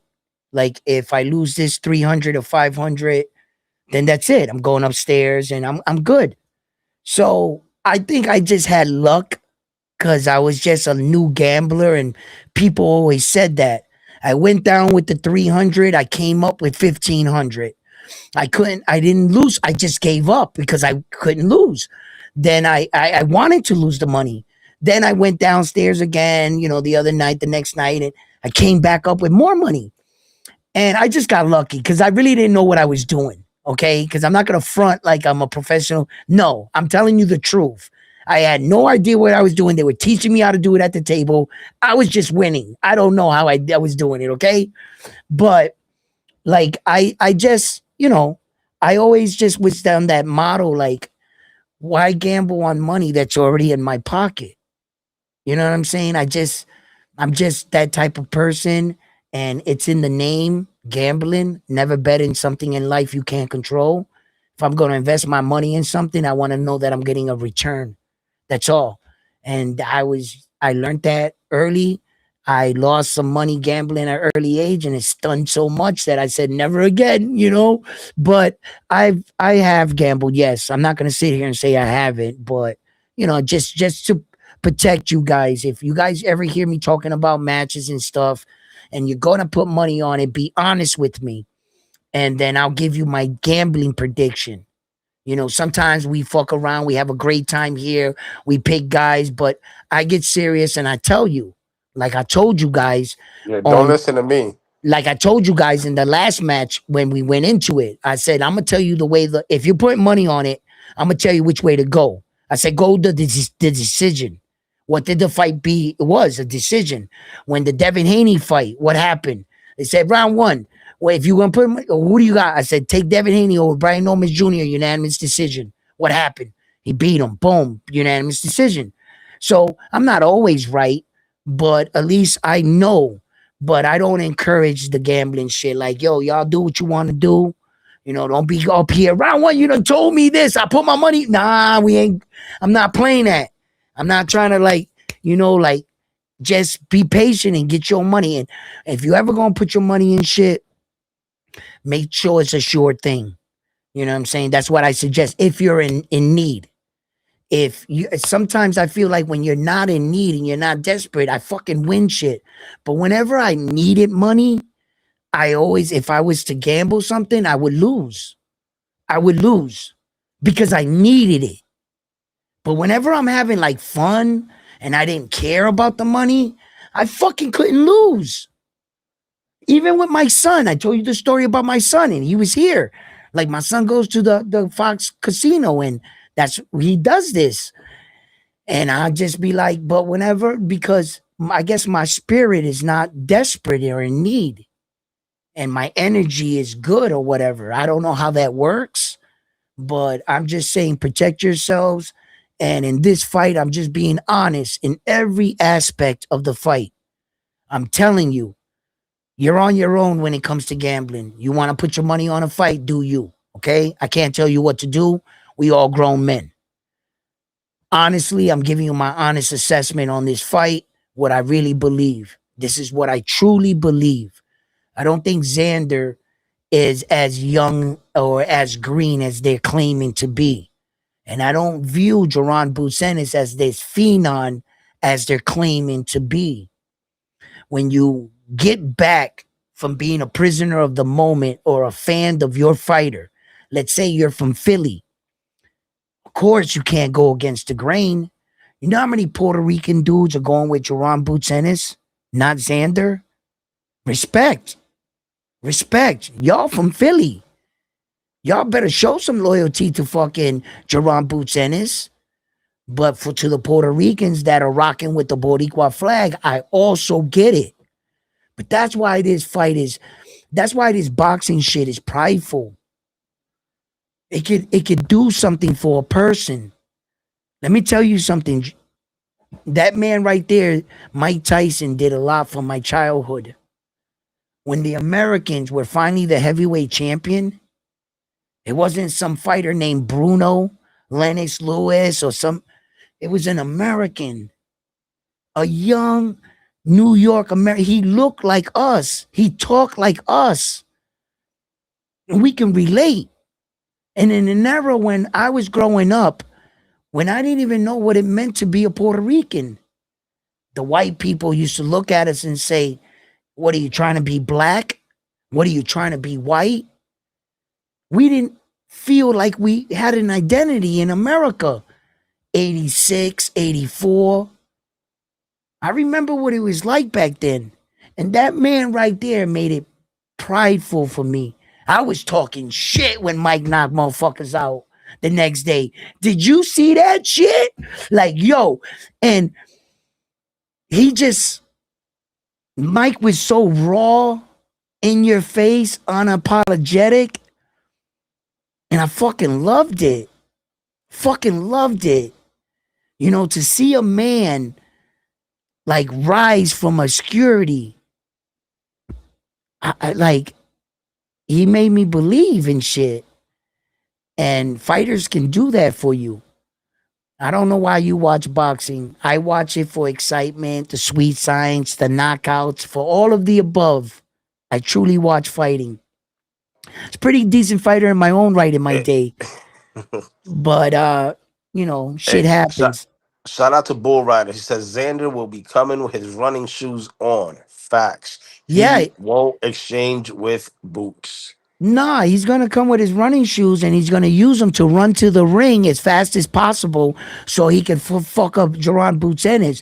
But when he gets into the ring, he's gonna put on his boxing shoes. Yeah, he's not gonna run from Jaron Boots Ennis at all. If Xander uses his legs in this match to run from Jaron Boots Ennis, then Jaron Boots Ennis better be careful because he's gonna walk into something.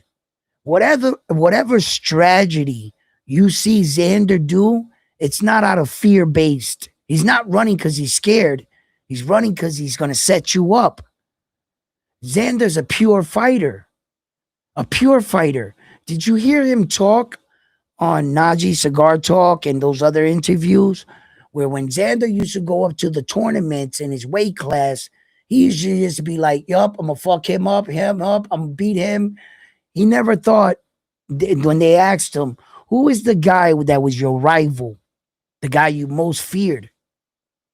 No one. I went in there full hearted, expected to win. That's a fighter's mentality. Xander ain't never gonna run from Jerron Boots Ennis. You gotta understand, nobody's scared in this fight. Jerron Boots Ennis is not scared of Xander, and Xander is not scared of Jerron Boots Ennis. He didn't take this fight to go in there and run from him. I don't believe that. Hell no. And I don't think that Jerron Boots Ennis possesses that kind of ability that he's going to hit Xander so hard that he's going to shell up. Now, that, my friend, I would have to see that. There's nothing I can think of that I say Jerron Boots Ennis is just going to wipe down Xander. He's just going to be far too much. Whatever gave me that impression? People talking hype? People saying how athletic by the names the Phenon? Because other than that, you didn't look that good against Karen. And every time, you only been to deep waters 3 times in your career. 2 12-round fights with Karen and 1 10-round fight. Well, it was a 12. He stopped the guy in the 10th. Right? So, who are we talking about here? Where's Hey, this fucking phenomenal phenom that they done built up so much? What exactly did he do? Oh, yeah. He rode the coattails of the champ, Terrence Crawford. That's what he did. You see, because once upon a time, Jerron Boots Ennis twice was Terrence Crawford's mandatory. Twice, Jerron Boots Ennis could have put in the paperwork to fight Terrence Crawford. And twice, Jerron Boots Ennis came out publicly and attempted to fight Terrence Crawford. The only thing was he wasn't big enough to get the champion's attention. And like a little baby, he cried and pouted. Oh, you wouldn't fight me. You didn't give me a chance. Well, I didn't see it equal. Neither did I. What did you do, Jerron Boots Ennis, to prove or merit you deserved a shot against an accomplished fighter like Terrence Crawford? Where did you feel he owed you anything? The only argument Jerron Boots Ennis has is that he was actually his mandatory 2 times. The problem is he just didn't have enough status that Terrence Crawford took him serious. He was a mandatory that he ignored. You weren't worthy, is what Terrence said to you. Then Terrence told him on a podcast, when I crossed you, why didn't you say anything to me in public? You always have something to say on the microphone, Jerron Boots Ennis, but not when I'm walking by you. Right? Okay. So Superman, Terrence Crawford, because he's Superman, he was going this direction. He was getting bigger fights. He was doing other stuff. He went up to that 154 and got that fight at 154 and got one of the belts. But in actuality, he won 2 belts on that night. The other one was just a WBO interim. That's all. But it was 2 belts, right? Okay. At that moment in Terrence Crawford's career, he didn't acknowledge Jerron Boots Ennis and he went up to 154. Because here's the thing. Terrence Crawford never defended none of his belts when he got on undisputed status. And I understood why. Terrence Crawford wasn't going to give no man the opportunity to beat him on one night and get all the belts. You understand? Terrence Crawford is not going to give one guy an opportunity. What he says is get it out the mud like I got it. I had to get all 4 belts individually or 2 by 2 or fight one guy for 4. Well, do it like I did it. He doesn't feel like he should give anybody that kind of opportunity. Some fighters don't feel like they should defend all that. So Terrence Crawford was going different. And from that 154 fight, you saw what he did. He fought Saul Canelo Alvarez. So there was a strategic move to gain weight, beat a champ in another weight division, get 4 weight divisions under your belt, go up and get your 5th. Strategic. Legacy. You got 5 weight divisions with 3 undisputeds.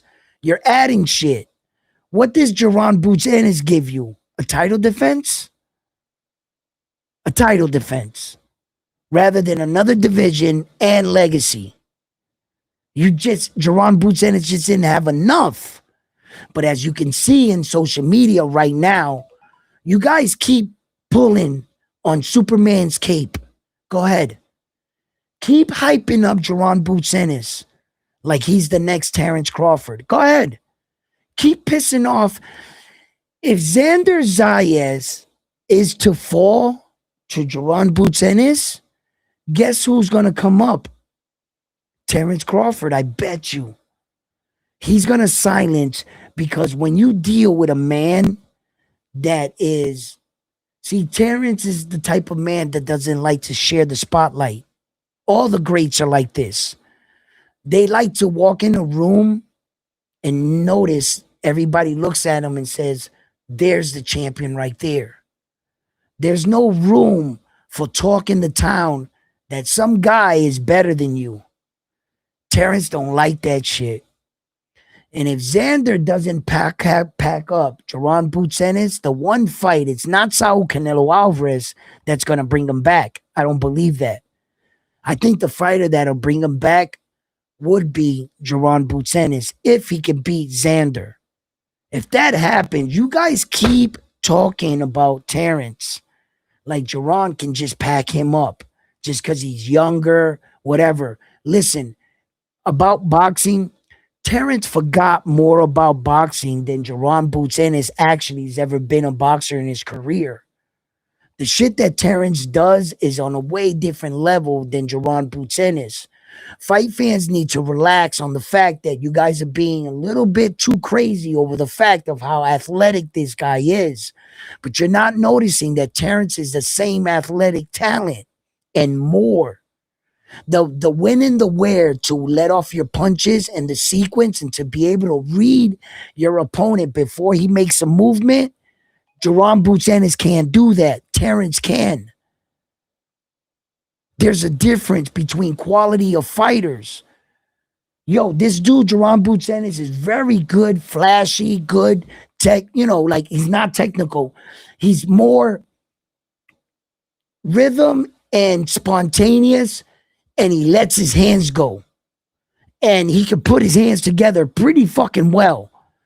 But Terrence Crawford is meticulous, smart, crafty.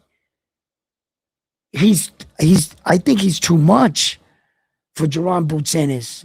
He's not that kind of fighter. Hey, Conquest says straighten the wheel. Check it. Look at this. Listen to me. I don't think Jaron Boots Ennis would do that to Saul Canelo Alvarez. I really don't. Just because one good American slick style did it to him doesn't mean the next one would. Why? Why didn't the Charlo twin do it? I thought the Charlo twin was bigger, stronger, faster. He went up to 168 and drowned. Not every American slick style can beat Canelo. What Crawford did in that ring was much more than outsmarting him. He knew what Canelo was going to do. He was reading Canelo like like a glove, brother. Not all fighters can do that. Let me catch up with the chat. Wait up. Jaron Boots Ennis cannot do that. And the evidence that I have of that, Karen, not once but twice. If he could read and make adjustments, he would have read Karen, figured him out, and stopped him. He couldn't read Karen. He couldn't cut off the ring. He couldn't nullify Karen. He couldn't take away Karen's best attributes. There's the proof. He's not that kind of fighter. Terrence is way above levels than him, bro. You gotta stop being enamored by just all this fucking flashiness and understand what real boxing entails. Jerron Boots Ennis could not nullify Karen. He couldn't make adjustments. He couldn't nothing. He didn't shut him down. The second fight, he did a lot better. But did he stop him? What did he learn in the first fight? If he's so good at making reads, adjustments, what the fuck happened if you fought him the second time? The same outcome? Just a little bit better ass whooping. Bro, he is not better than Terrence Crawford, bro. Brothers need to wake up. Go ahead, read the chat, bro. The letter M says Hearn versus White. Pro fight. Who you got? We talked about it before. um, I think Dana White gets him. I don't know. I think Ed Hearn's a pussy, man. I'm sorry, Ed Hearn. Yo, he's a tall dude. That dude's like 6'4", 6'5". When I met Ed Hearns, I was talking to him and shit, but I got a habit because I worked a lot. And when you look at a man's hands or you shake a man's hands, man is defined by the calluses on their hands. You can see work. You can see he didn't have an easy life. His hands are working hands. But Ed Hearn's hands were smooth as a baby. Motherfucker had a pedicure, everything. His knuckles were nice and smooth. Them hands don't look like they've ever been in a fight in his life. And Dana White is not a pushover. He's had a couple scraps, and at least we got him on video smacking his wife, so we know he's a wife beater, right? So, I just think that Ed Hearn is a bit more tougher, but I tell you what, if you could train Ed Hearn, I think Dana White's a bit more tougher, but if you could train Ed Hearn to survive the storm that is Dana White, he's a big dude, bro. Ed Hearn's not a little dude. If you could teach him how to put some torque behind his shot and him have confidence in his shot, you never know. Like I'm telling you, Ed Hearn's not a little dude, man. He's way bigger than had debates and dudes come at him. And I think he's just been in a tougher situation, a tougher upbringing than Ed Hearn. That's all.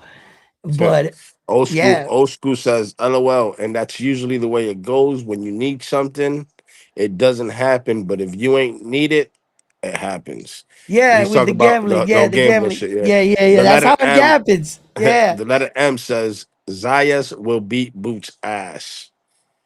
Dave's real salute. He says Zayas will do what Virgil didn't Yeah. dare to do. Let's go. Mm, Zayas sacrificing his O and his two belts.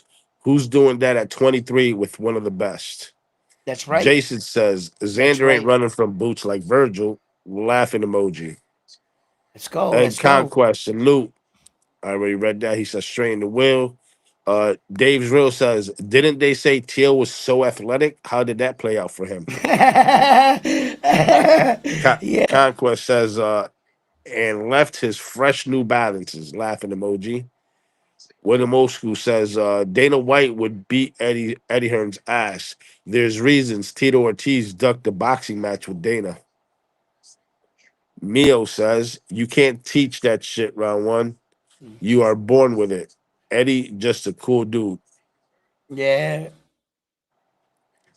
Hey, Eddie just comes from, no, his father did the right thing, was, brought his sons up, he had money and shit. I just don't think that Ed Hearn is cut out for that, and I've seen him like boxers fuck with Ed Hearn and like throw, shadow boxing with him and shit. And I saw Ed Hearn like square up.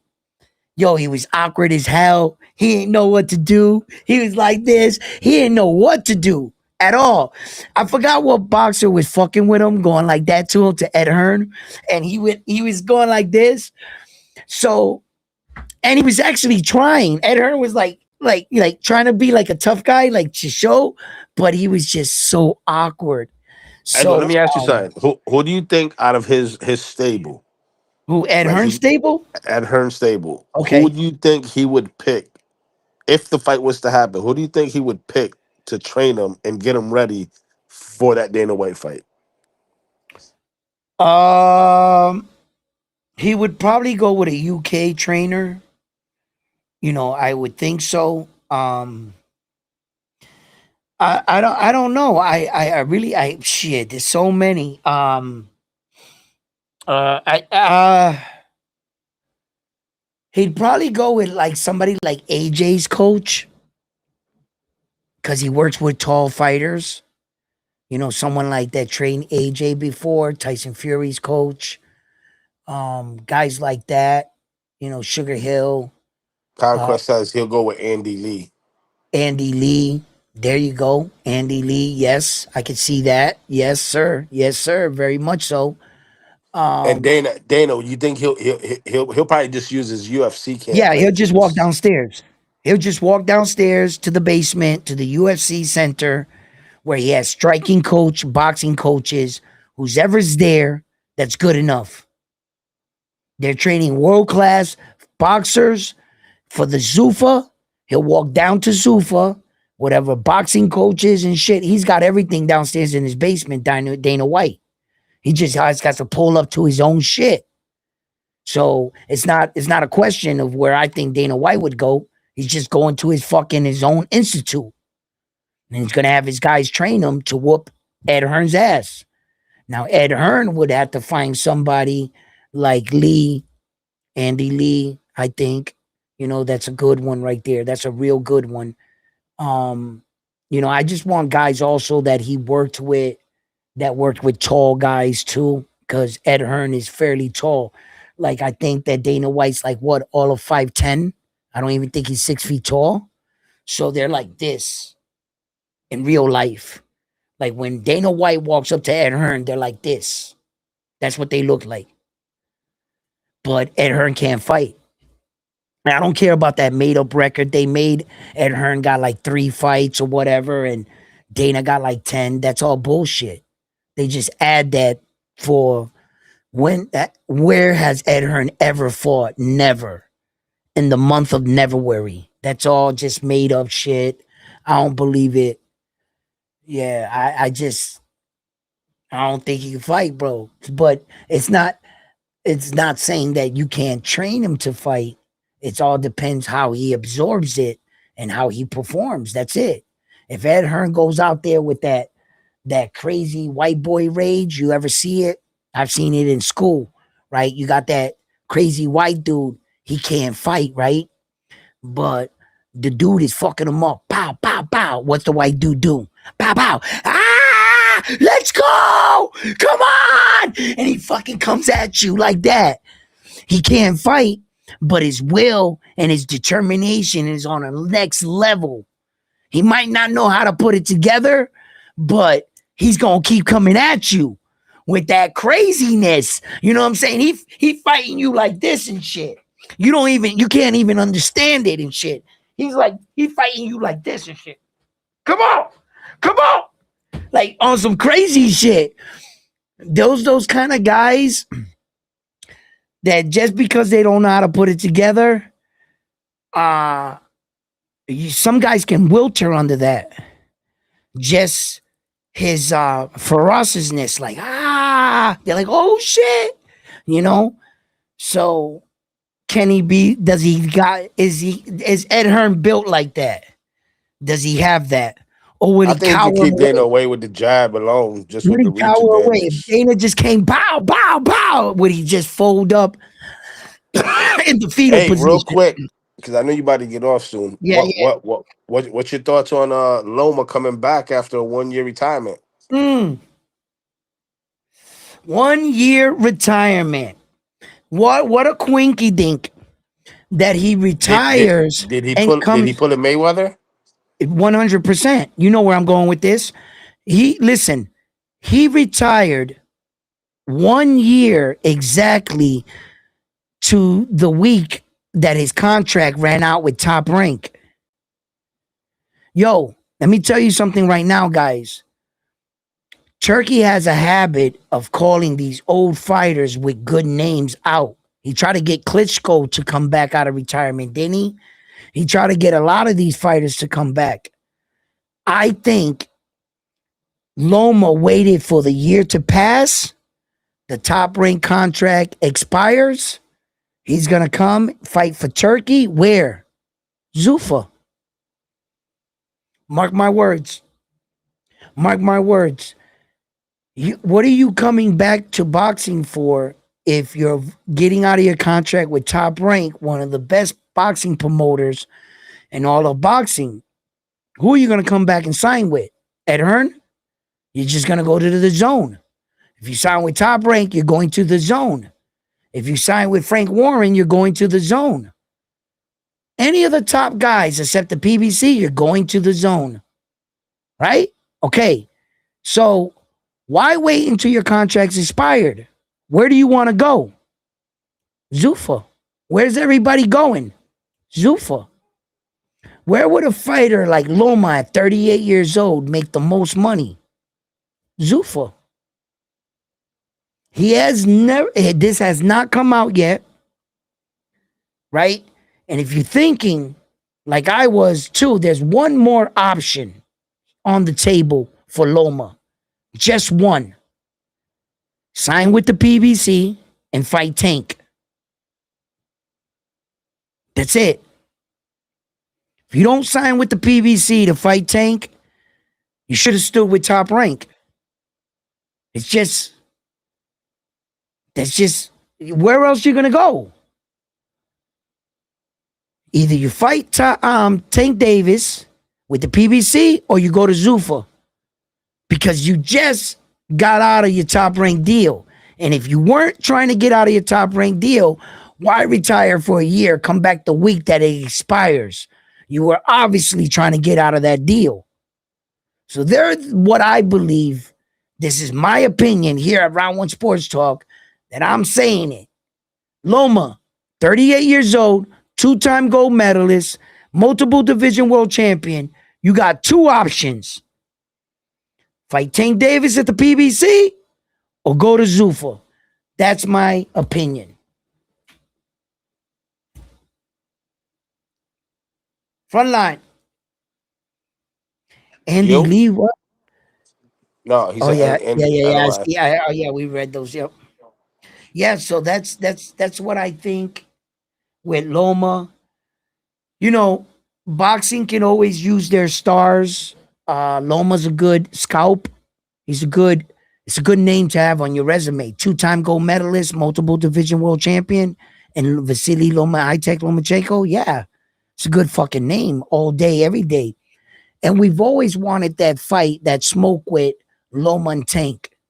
We've always wanted that smoke at 135. He goes to Zuffa. You know, there's no 140 division. There's only 135, 147. So I would think he would fight at 135. Who they going to get him to fight at 135? Maybe Raymond Moritalia. You know, as we all know that Garcia has a big relationship with Zuffa, and he's been bringing fighters over there. Even right now, I think Coach Hector Bermudez might want to start thinking about options of getting some of his fighters, maybe some of the Zuffa bag. And early on, get 3-fight deal with Zuffa, get the Zuffa bag, then get back into boxing and go after the major world titles. You can also get your fighters a good coin, and some respect by beating some of those Zuffa fighters, then leaving and getting a shot at the belts. If Because they you're, could leave. yeah, no, they can leave after like a 3-fight deal. You But don't look think they're at gonna trap him in for another 3 fight before that third fight happens? all the time. That's all that Dana White does.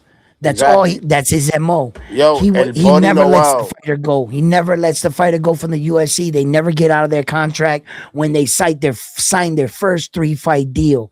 In that Yeah. second one, he makes them an offer to extend it. That's just his game plan. He's always been like that.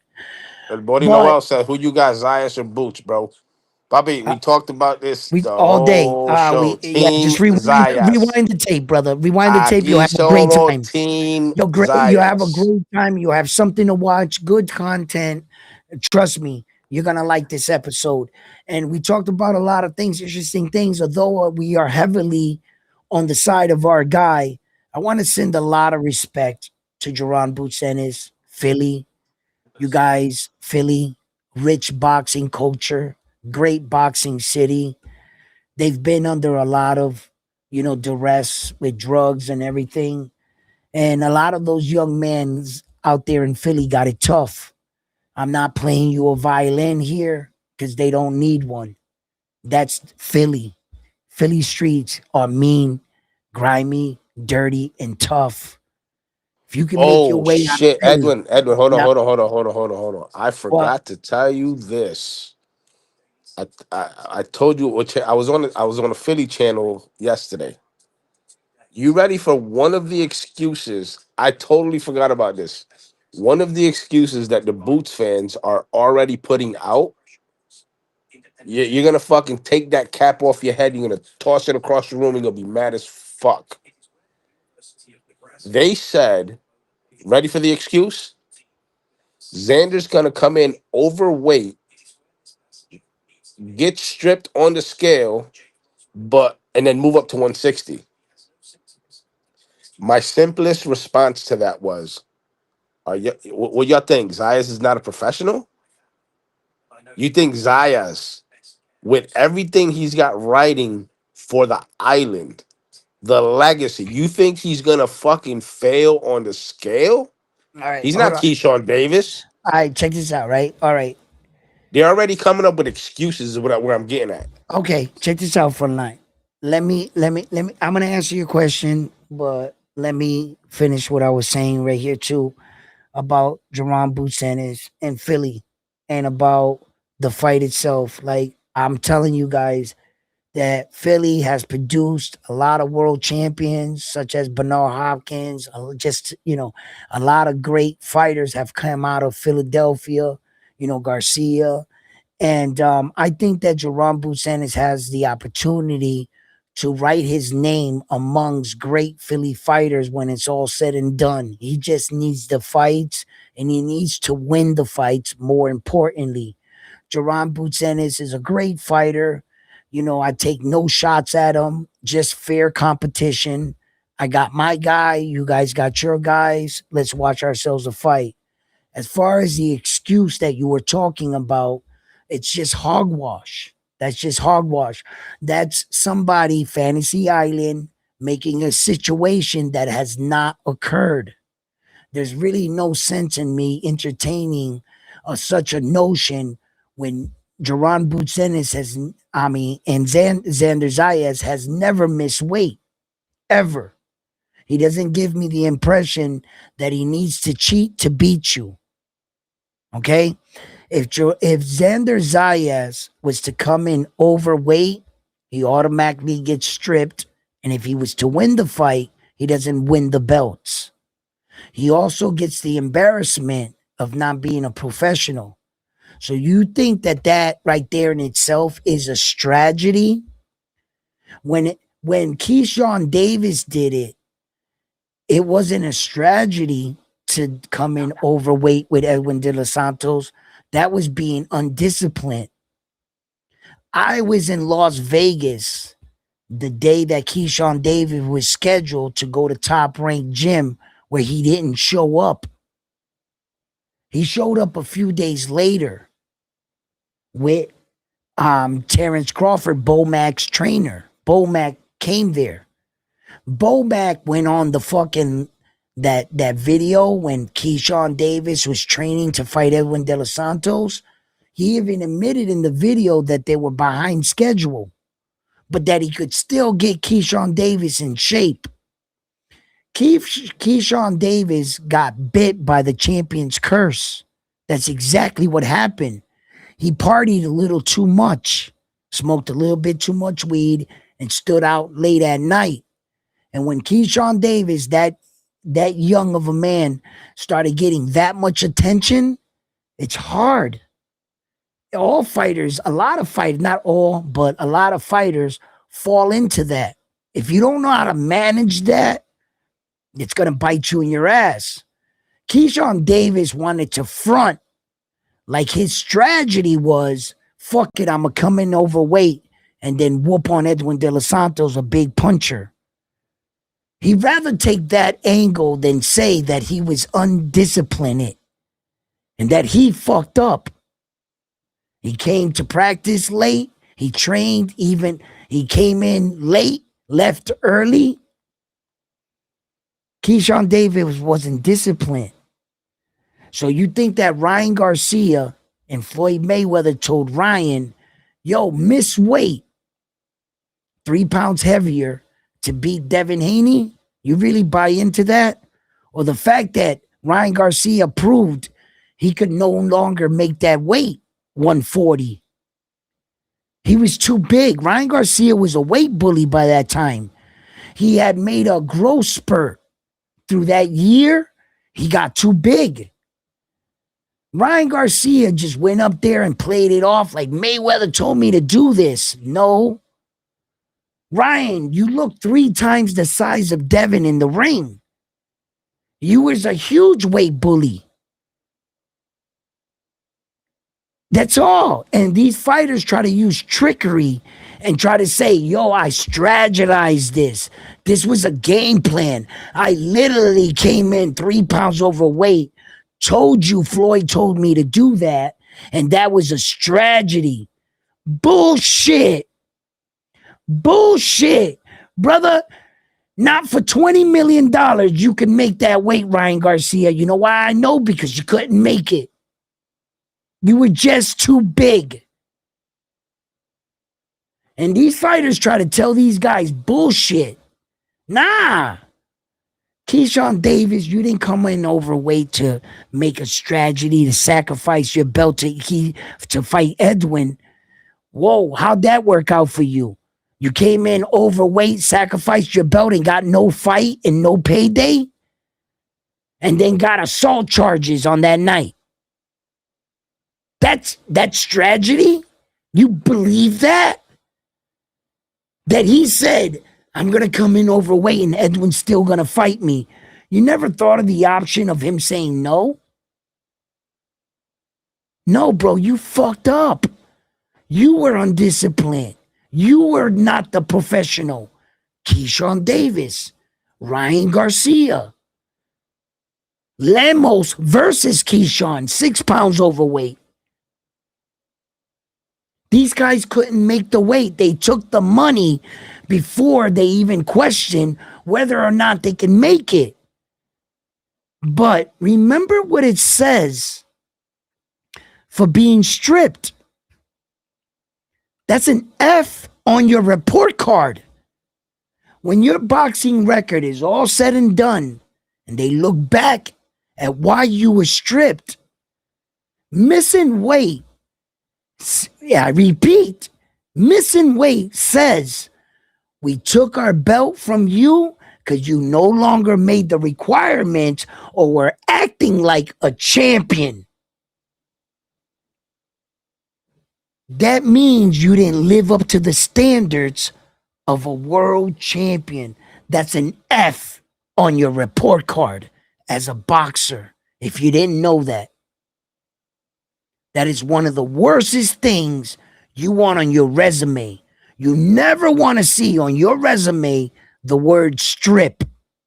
Vacate is a different thing because you had the option. Anyone could vacate a belt. You could say, I don't want to be in this division no more. I'm moving up. I vacated the belt. That's not a problem. But being stripped, the rules for being stripped means you did not meet the requirements or was acting or performing as a champion for the sanctioning body. We had to take our belt back because we felt you were not being a champion. That is not good. And when men got that on their record, like Terrence Crawford and everything, in the moment, doesn't sound like much now, does it? But how the fuck is Terrence Crawford going to argue with champions that never been stripped? Bro, you've been stripped not once, but twice.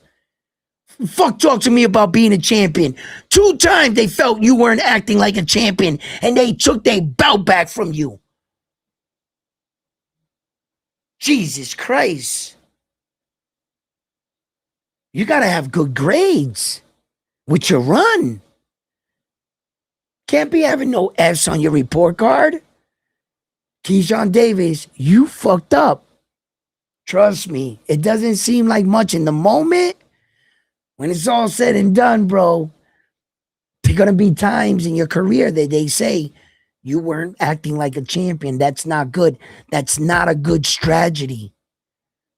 To sacrifice your belt on fucking weight night. You think Xander's going to get up there and disrespect the flag to come in a couple pounds to try to beat this guy? You really think that that's a good strategy to get an F on your report card for them to embarrass you?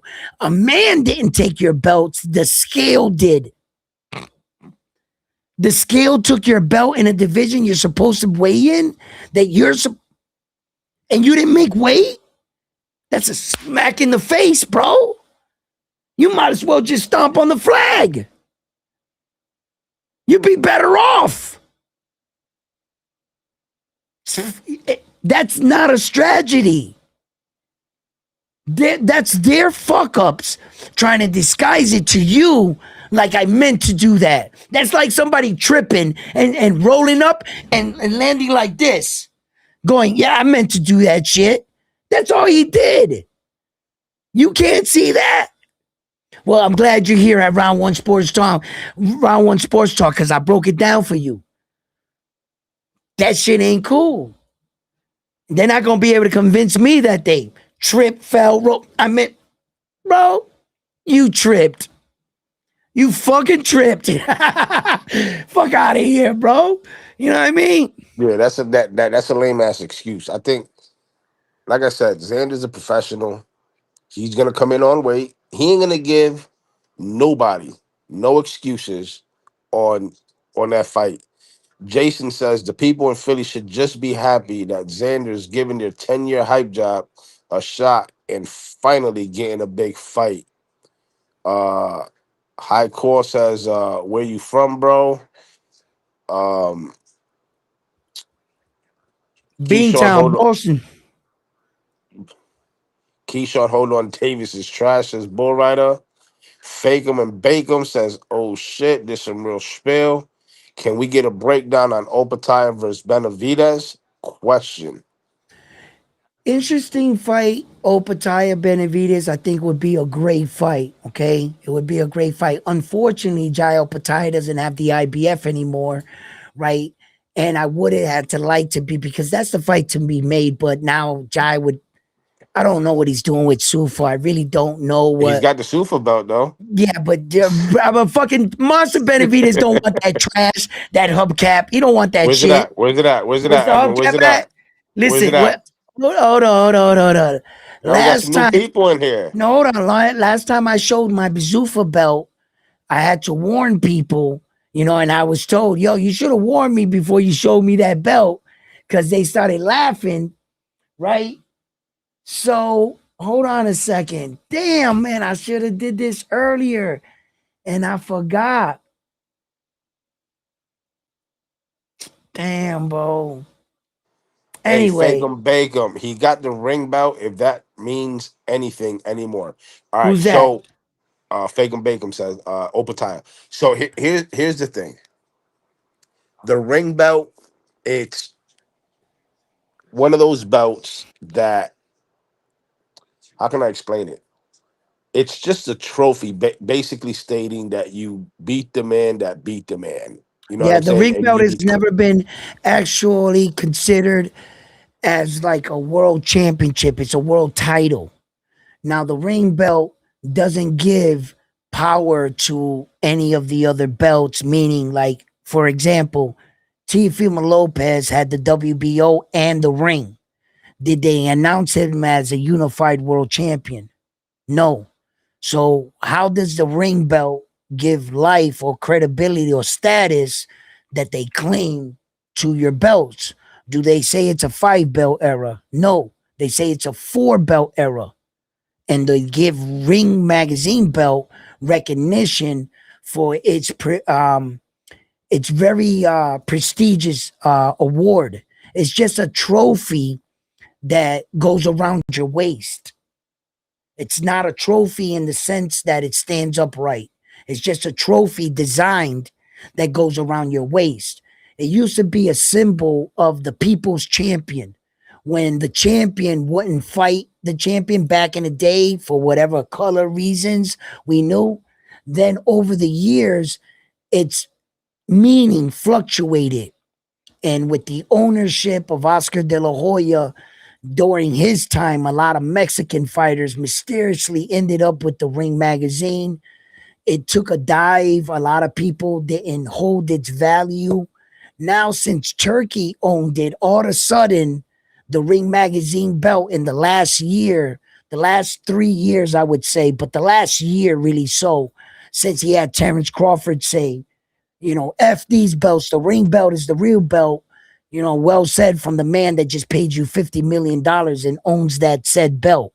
Like, I could see promotion from a mile away, Terrence Crawford. Thanks very much. But the ring belt doesn't really, what does it really do? It says that you're the man that beat the man that fought the man. Okay, great. But it's not an equal opportunity belt. In order for it to be considered a world championship, you have to give everybody in the division a rightfully chance to win it. You got to be able to defend the ring belt. The only way that you get the ring belt is the best fighting the best. It's not for everybody in the division. So if the belt is not for everybody in the division and it's not equal opportunity, then it can't be considered a world championship. It has to be considered an award. That's the best way I could break it down for you. All right, now break down the Super Belt. Where's it at? Oh, the Super Belt. Hold on. I'm getting it right now, but I just want to put something up. Man, I made this and I took my time making it and I wanted to fucking put it up and I forgot all about it.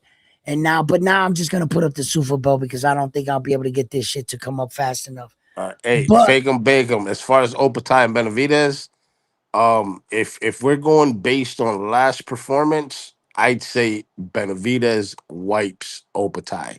If we're going based off of last performance of both fighters. That being said, it's a good fight. I can see it go either way. I personally, I would take Benavidez because I'm Latino. you would take Benavidez. Of course you would take Benavidez, huh? All right. I'm trying to download this now, see if it works. Precise says, what belt is an equal opportunity? These dudes don't hold up mandatories or anything. What belt is a equal opportunity? All the Yeah, belts in the division are equal opportunities. You got to work your way up the ranking system. The Ring Magazine belt doesn't have a ranking system. What they use as a ranking system is our organization's ranking system. The Ringside Magazine doesn't have the top 15 fighters that work their way up to fight for their belt. The ring belt only attaches itself to championship belts. That's all it attaches itself to. When's the last time you went to a fight and said, we're going to watch a Ringside Magazine title eliminator fight? Whoever wins this fight fights for the Ringside belt. It's no it's the equal Ring Magazine. opportunity. Ring Magazine, yeah, I'm sorry. There's no equal opportunity to get to it. How do you get to that belt? The only way you can get to that belt, you need to fight for a world champion or someone that already has it. Like a world champion can take a voluntary. He can take somebody in the top 15, give you a shot at a belt, and you can become a world champion. The top 15 guys have opportunity. What does the ring have opportunity for? You got to get a fight against a champion that attaches himself to the Ring Magazine. It's the only way you're going to get to it. There's no other way. It's not a fair belt. All these belts, we have ranking systems. You can put yourself in position by winning the fights, make yourself a mandatory. When do you be a mandatory to the Ring Magazine? Have you ever heard of that? Ever in the history of boxing? Just once. He's the mandatory to the ring. There's no He same says, why chain was body. Benavidez mandatory for 2 years? Who? Benavidez. Why was Benavidez a mandatory for 2 years? For the WBC, not for the ring.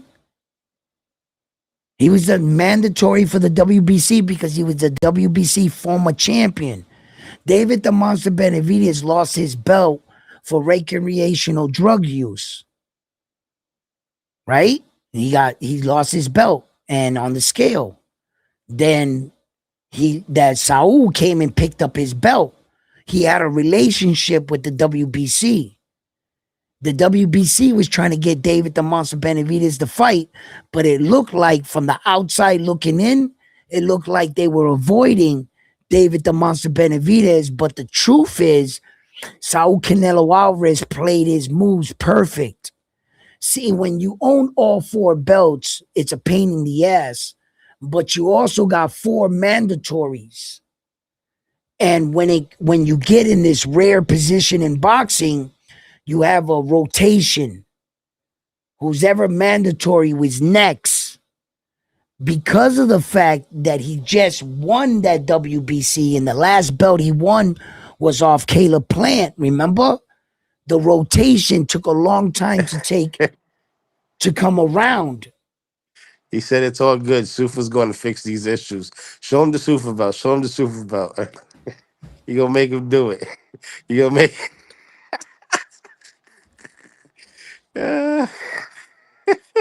Zuffa world champion.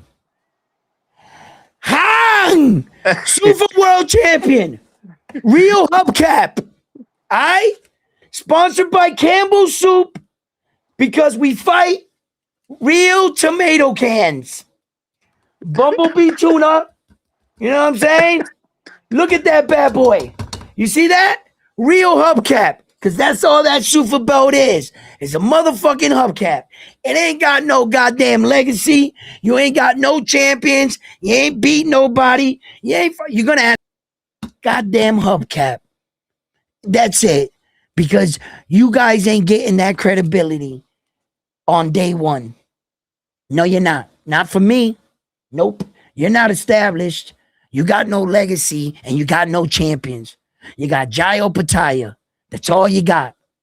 And he went 12 rounds. No knockout yet. So Zuffa, before you think on day one, week one, you're going to get up and put your belt and say that our belts, the prestigious world champions.